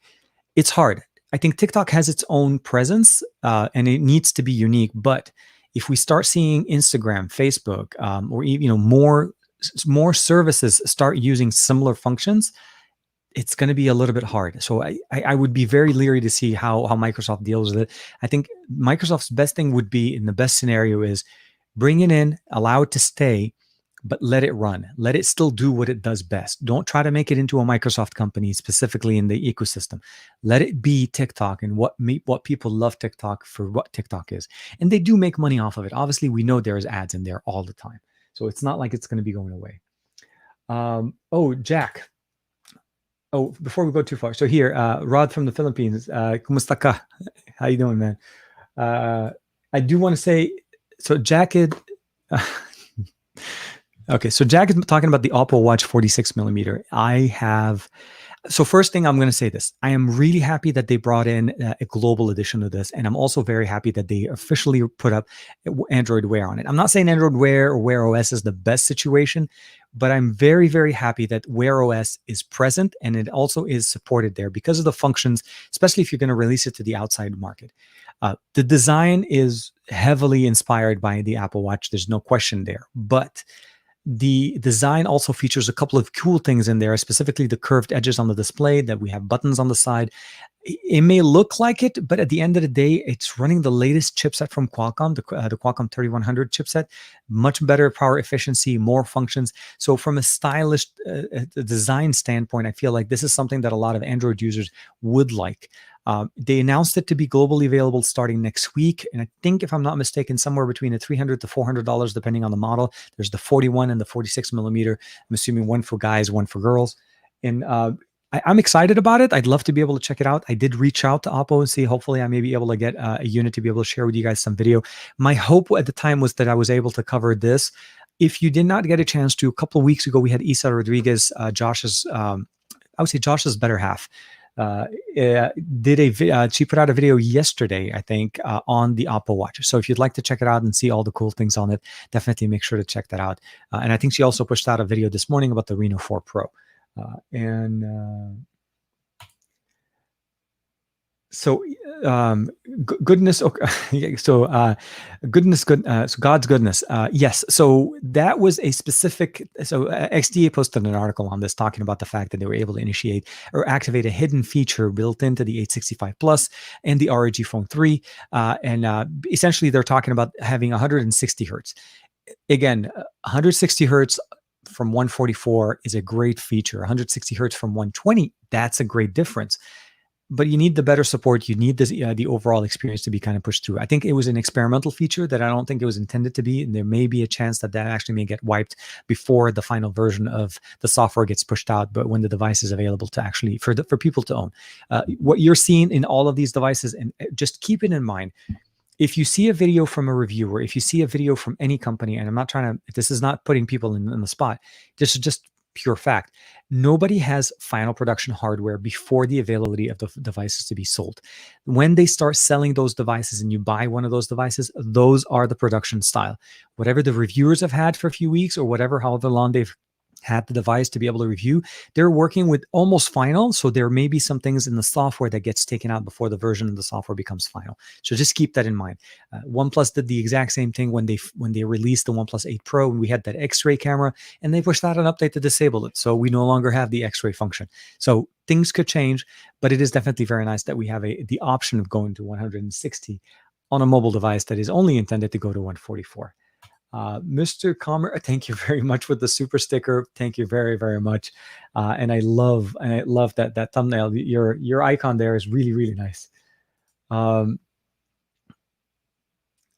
So Regan is asking, am I covering the Nova 7? So sadly, no. Nova line devices haven't had any impact in the US. So unfortunately, Huawei doesn't really communicate mostly to us. Isa does actually cover a lot of the Nova series, and I think she did cover the Nova 7 Lite. I want to say the Lite was the last one that she pushed out. I could be wrong, but yes, no. Sadly, I don't have that one at all. Let me see what else we have here.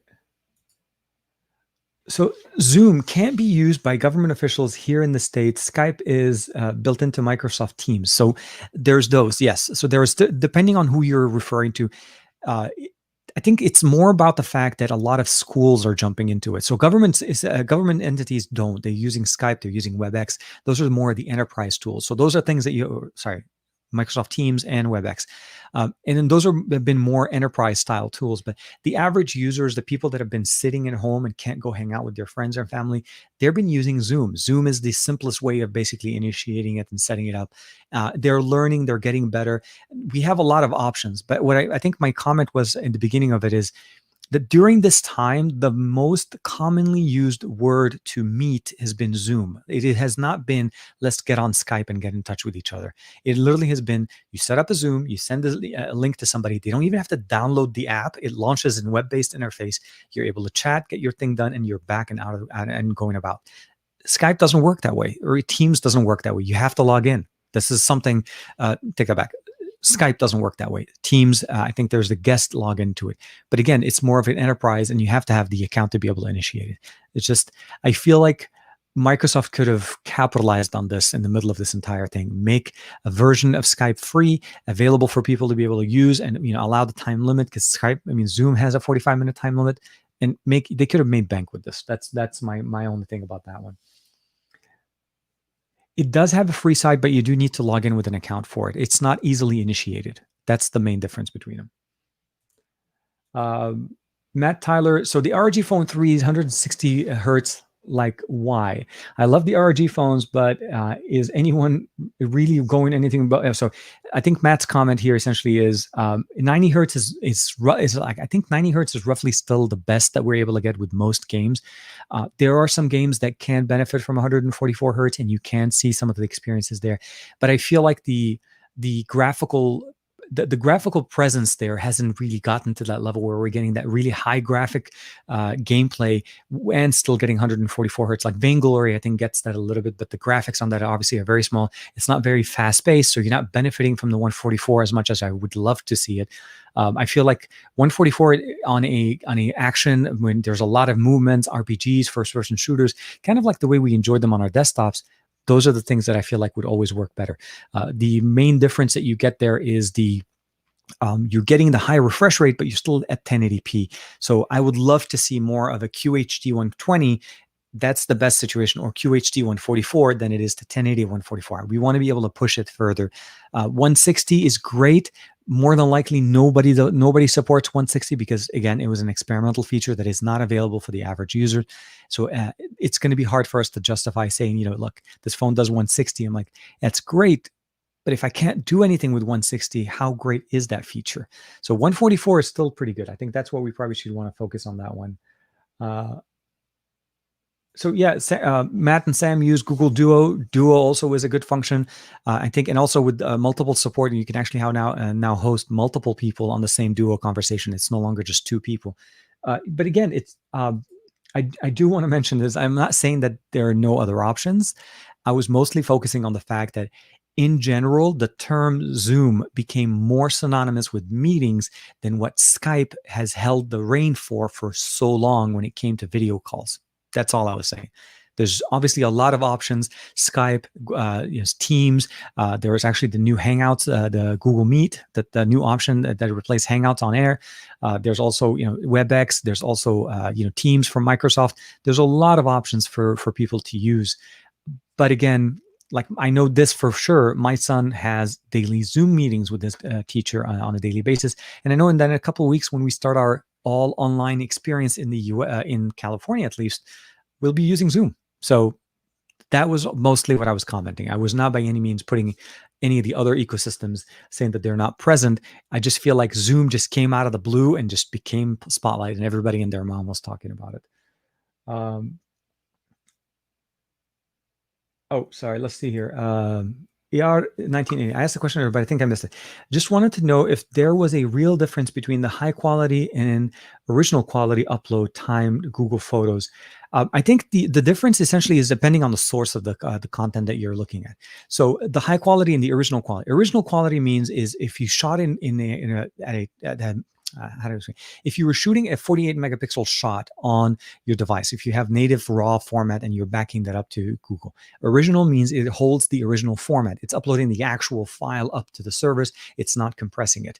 And of course, high quality generally means essentially for video wise, though, it's like 1080p. But the short answer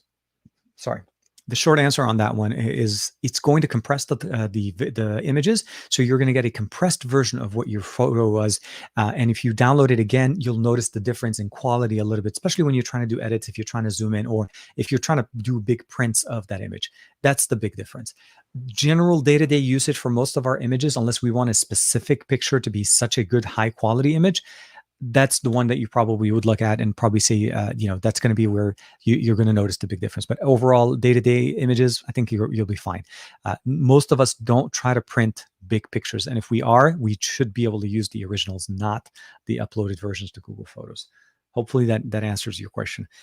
And that's why a lot of people were concerned at the time when, I think it was at the Pixel 3, where Google gave us 1 gig of original content. So they were giving uploads for original versions of the images. But as we know, cameras get better, images get bigger, and obviously that becomes a big issue if you upload everything at original source. Like some images with a 64 meg or even 108 megapixel image are like 20 to 30 megabytes each. Just that fills up things pretty fast. And I just cut myself. Don't know why. We'll see how that goes.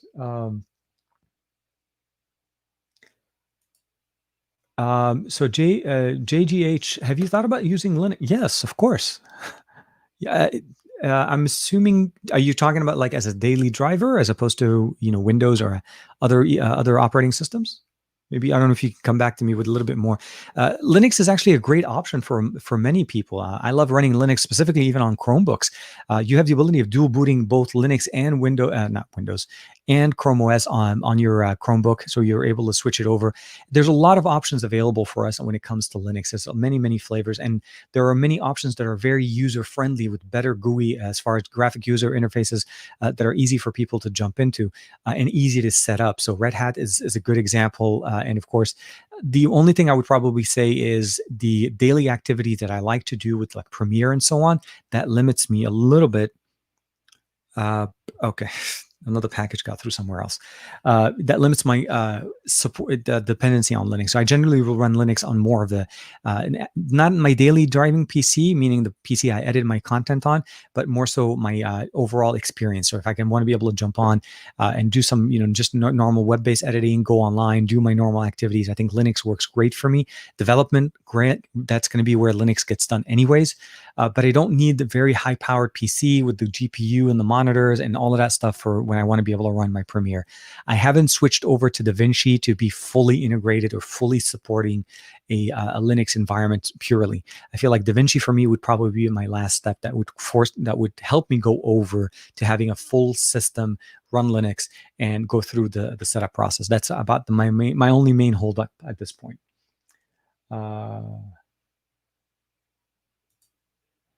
So many flashbacks for people. Yeah, no, definitely. So Skype is being replaced by Teams. That's also one of the other integrations. Again, it's the whole. I think one of the comments that we saw earlier is the Microsoft incorporation tends to kill something. The reality at the end of the day, it's in the absorption, right? Skype was the moment we knew or we heard that Microsoft was buying them, we knew this was going to become an integrated part into what the Office system, the Office ecosystem. It's integrated to Windows PCs right now. You have it built in. You don't even have to download it in some certain situations. And of course, having it be part of Teams is actually a logical transition. It's sad for people that use Skype all the time because now you're pretty much just going back to Microsoft. But yeah, no, I agree. Company I work uses Zoom for conference calls and meetings. Yeah, so my main thing, sorry, thank you, Adex.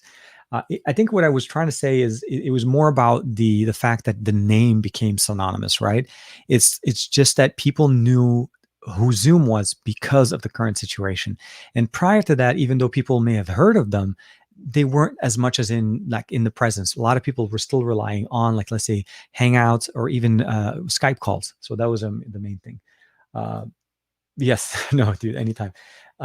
Matt Tyler with this. Oh man, thank you. TKR Bay, Isa Tech Queen, of course. Some punchable.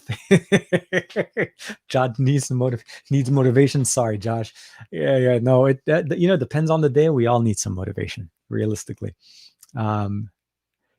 Did you just cut yourself?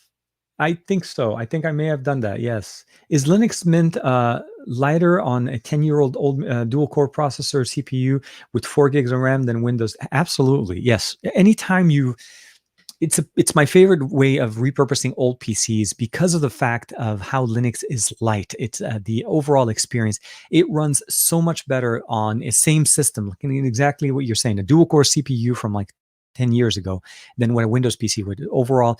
And we'll also get more updates and more support than what you're getting with that Windows, because there's a good chance that 10 years ago, that operating system may not even be supported anymore. It may even, if that may be running Windows XP.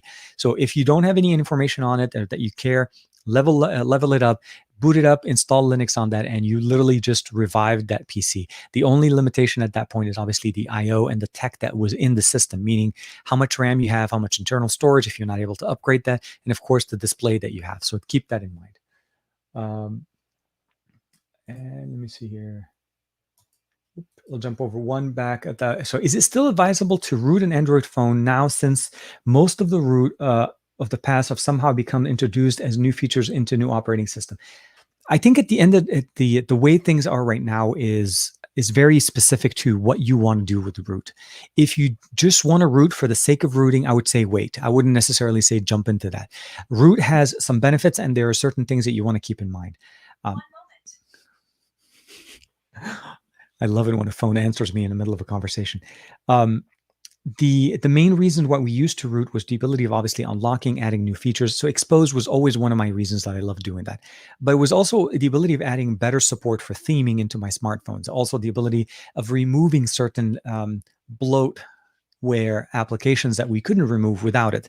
As time went on, we started getting better implementations of administrative applications that allowed us to remove bloatware that we didn't need it. ADB became more powerful for us to also be able to uninstall certain packages off of our devices. The other thing, the other flip side of it is more companies became aware of what root is and what root does on our devices, and they started to disable functions built into their apps directly because of that. And what I mean by this is specifically banking apps and stuff like that. If those things are important for you and you don't want to go through the hoops that it takes for you to be able to get root, and then of course at that point hide root so that your system can be rooted and still function correctly, it's a little bit more work. At the end of the day, if you see a benefit in doing it, I think you should definitely try it.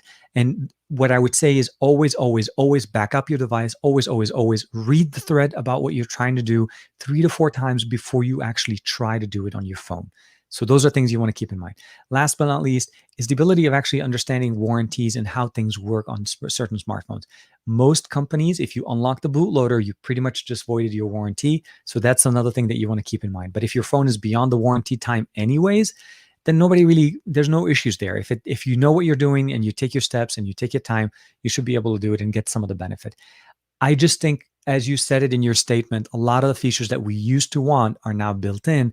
Is just making the conversation a little bit harder to say, I'm rooting my phone right out of the box, as opposed to I'm going to root my phone about 2 to 3 months after I've had it. Those are the things I keep in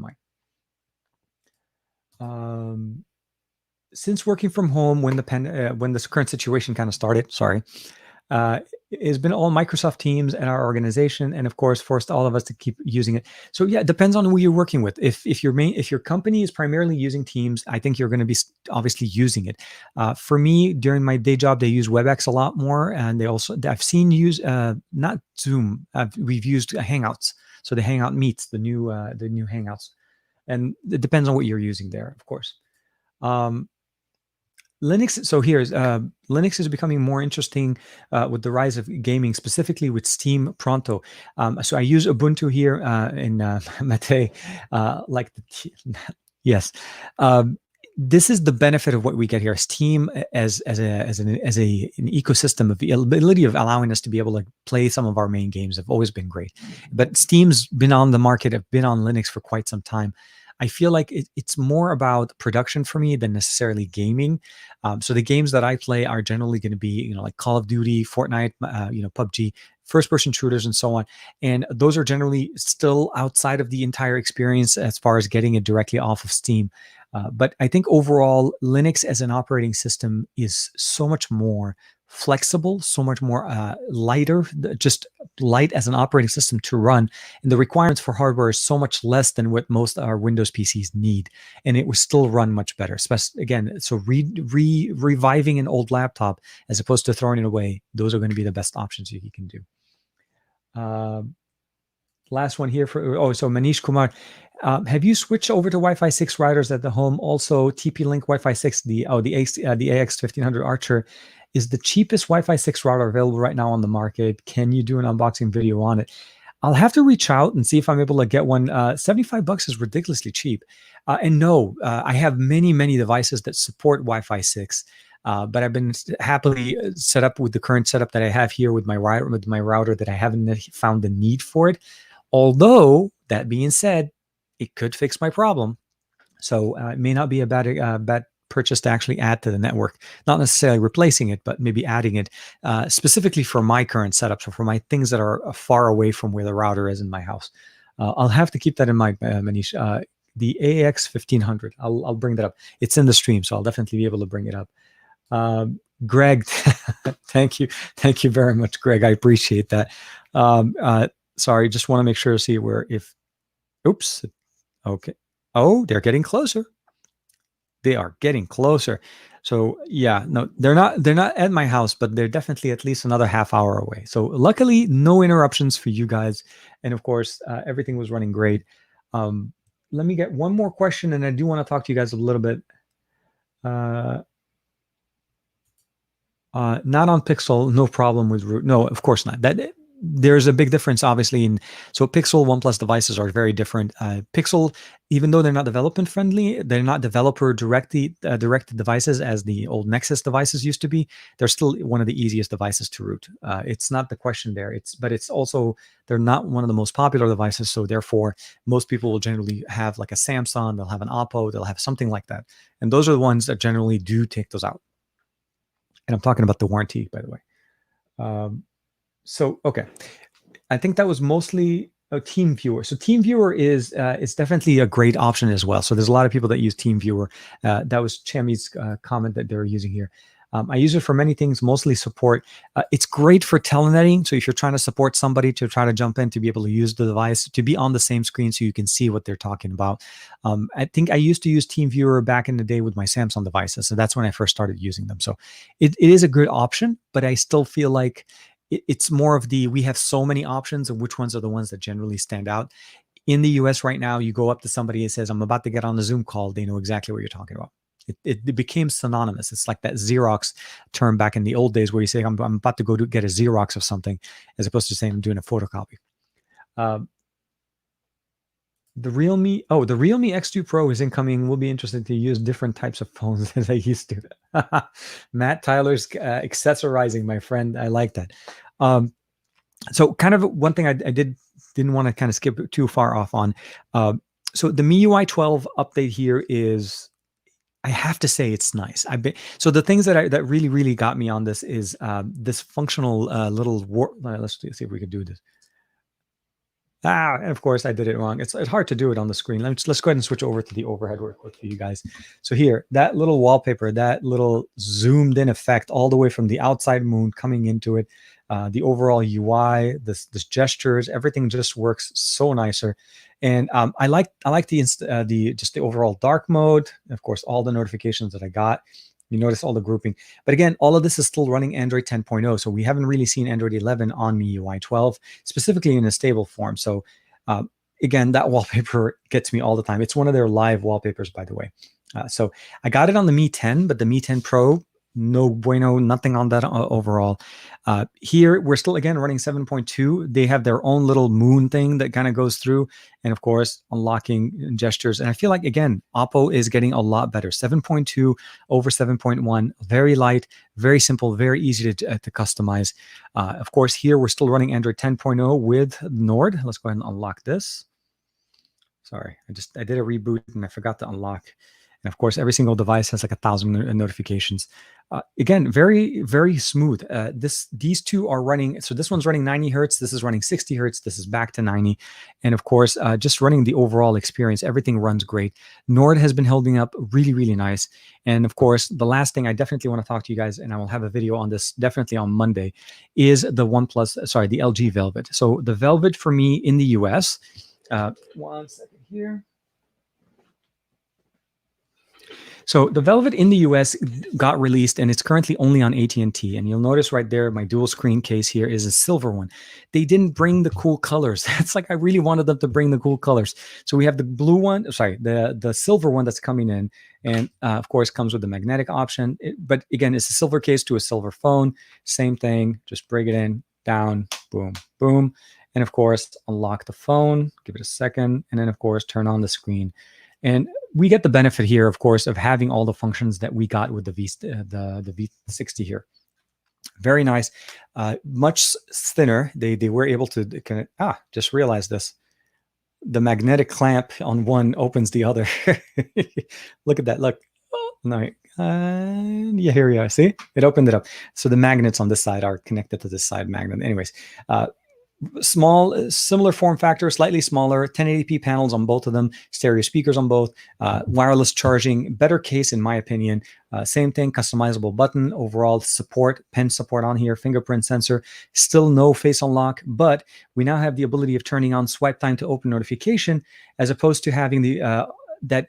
I don't know why the swipe down for universal search. That to me is always very, very nice. So I'm working on finishing up the video on that. And of course, the magnetic clasp, do not lose these. And if you can, buy an extra one. It works great in the car. Data transfer through this also works really good for Android Auto if you use Android Auto like I do. And as you can see right there, the screen itself, just I personally prefer it this way. It just gives us more info. It's not a touch screen, but it's still very functional. Notification information, battery level, date, and time, of course. So really, really cool things coming up in here. And of course, as I switch away for a few seconds, we have a few more questions. And we're back. Question for you guys. I don't know if you guys can let me know. If not, is there a line like right about where my nose is, like this entire section? Is there like a little blinking line that's going across? Because it doesn't show up on my feed, but when I'm looking at the StreamYard's feed, it shows like if there's a picture there. I can definitely check that out. And here, let's see what we have here. What are the improvements on the Velvet outer screen over the dual screen on the V60? The overall, I think it's this bigger display, so you got a bigger screen. Let me go ahead and let me show you what I mean. The notification that you got between the two is similar. We're not talking like night and day. They're not going like from color to overall. The case itself is slightly thinner. It feels lighter, even though we are still holding two screens here that are two 1080p panels, and it just, for some reason, I feel like the color was definitely better. Nothing's wrong with all black on it. It definitely feels more camo and kind of easy to kind of work with. But in front of us here, we had a massive reflective screen that just looked like a mirror, but didn't do anything. And I think that's why you'd love to put a skin on this to give it that more. In a certain way, the skins that you sent me kind of gave me the same experience on the Velvet that to get it kind of similarly over on the V60. Because otherwise, this entire thing in the front looked like a reflective mirror where most of it was non-usable. It was mostly just a display, and you got just the experience on that there. Hold on, let me see here. Yeah, no, but I think the overall experience is still very similar. I think it's just a slightly bigger display, and of course, just gives us the ability of customizing the entire area. So I can imagine myself with like one of your skins here all around on the front, customize it, put like your own logo, Dragon Ball stuff, whatever, and getting that benefit right out of the box as opposed to having that reflective material. I think that's the biggest difference between the two. And of course, we have a little bit better support as far as the software improvements that they did for the V60, for the Velvet over the V60. Not enough for it to make it that I would say I would prefer the Velvet over the V60. If I have the choice, I would still pay a little bit more, mostly because of the horsepower that we get with the V6 with the 865, and especially for rendering, multitasking. The camera application did not get the same Pro video that we have on the V60.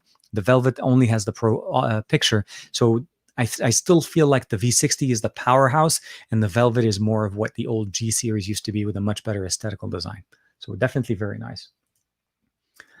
Now we just need vinyl skins for the V60 and the Velvet. Yep, exactly. Andrew, you're getting requests, man. Yes, yeah. Let me see here real quick. Looks like good to me. Oops, got another notification. Let's see. Are they closer? Are they closer? The driver has a few more deliveries and it's on its way to you. Let me see here. Nope. Okay, so we still a few more stops away. But I can tell you this, that the monitor has taken an entirely way too long of a route sitting in a very, very hot car. Not the best situation, but that's how deliveries are. And now that I know where it is, it's a little bit interesting. But yeah, no, definitely. So yeah, I think that was mostly what I had today as far as kind of main things.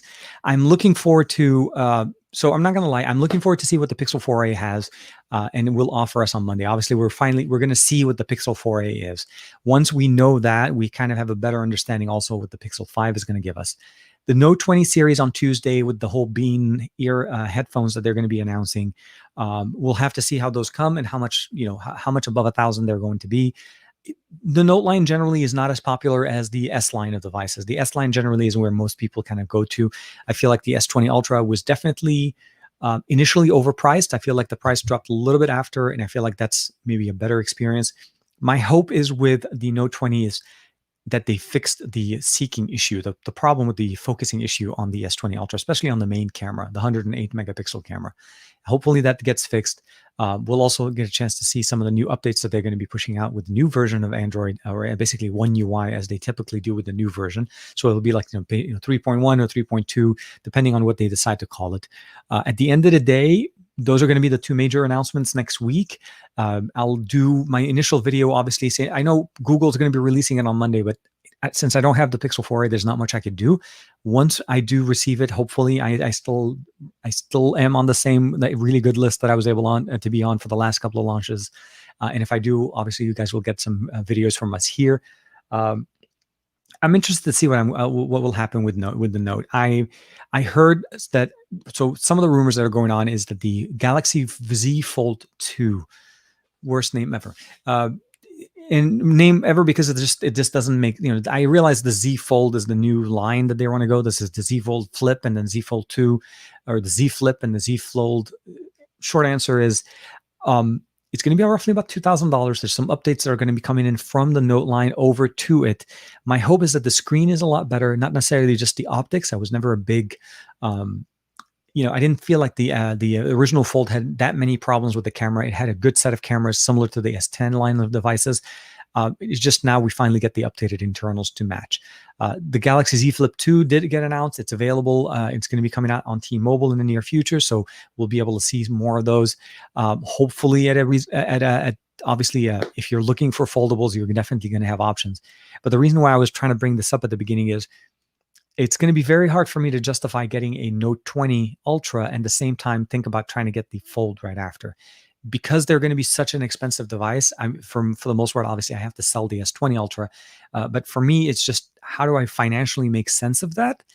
It's going to be a challenge. So I'll have to figure out some way to make that happen and see how we can get the coverage. We'll have to see how much demand is obviously going to be for the Note 20. I don't have them. So based on how much interest is going to be around, it is what will cause me to do a pre-order from it. Because mostly, even with pre-orders on our carriers here in the US, there's going to be a substantial down payment for any of these devices, which, believe it or not, was the reason why I did not do it through my carrier last year. We have a leasing program that I used to be part of, or I am still part of. And what you do essentially is you're leasing your phone. You pay a monthly payment, and then when you're done with it, you trade it in, you get a new phone. It's a great deal. But when phones started to go above $1,000, even the leasing the phones function, which used to be $0 down, now requires a certain substantial $300 to $400 down that you lose, you do not get back. And since I don't own the phone and I'm leasing it, kind of makes no sense to do leasing on such an expensive device, especially if I'm going to sell it right away, right after I buy it, if I'm done with my content on it. So we'll have to see how that goes. The 1000X Mark IV. Yes, no, definitely. There's going to be a lot of options, and there was the other thing is that Sony, of course, on, was it Monday or Tuesday, announced the A7S III. The short way to describe this camera is it's the answer to everything I've ever wanted from a Sony camera. Finally, years after.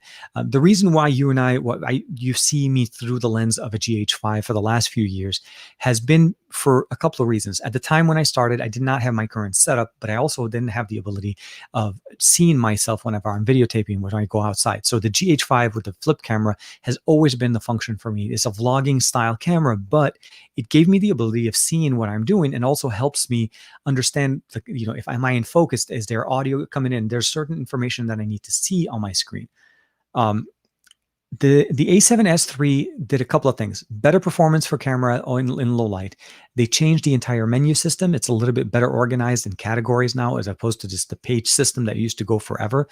And they also fixed the fact that now we have a flippy screen on it, which also works really nice. And they have 4K, which is, I think, a lot of us benefit at 120 frames per second for whenever you do want to end up trying to do some of that really slow motion in 4K. I still produce in 1080p, but I love shooting in 4K so that I have the extra detail when I need it. So if I need to zoom in on an image, I don't lose 1080p footage down to 720. I go from 4K to 1080 by just doing that little bit of a crop and then go from there. So that one is also a compelling thing that I'm still kind of looking into. That one's not coming up till the end of the year. Speaking of which, the Sony Mark II, the Xperia 1 Mark II, hopefully within the next couple of weeks, should be here. So I'm looking forward to getting that one back. So here, Tevin mentioned also that he got, got the MIUI 12 on the POCO F2 Pro EU for a little while now. Like the super wallpaper you showed on the in the universal dark mode, of course, floating windows with video toolbox, great features. I think it's a great option. I'm happy that we were able to get it. Realistically, those are the things that we benefit as a user when you buy and you are able to get the support after the purchase. A lot of companies will release a device and then suddenly, they forget about the updates, and that's not the way to do it. You need to treat your customers right at the time of purchase as well as after. Xiaomi does a great job. They're not necessarily known to be very fast at pushing out those updates, but the reality of the matter is the beta wasn't that long, and we have a stable build of MIUI 12 here, and I can't wait what they bring in with Android 11 as well. I've always had a bit of Steve. So I've always had a bit of Pichon on a Fuji mirrorless. Great for photography cameras, and new models are amazing video as well. So no, absolutely. The GH5, and I also heard that there's rumors that the new basically the GH, I want to say, I don't think it's the GH6, but essentially it's another Lumix camera that will give us some better performance.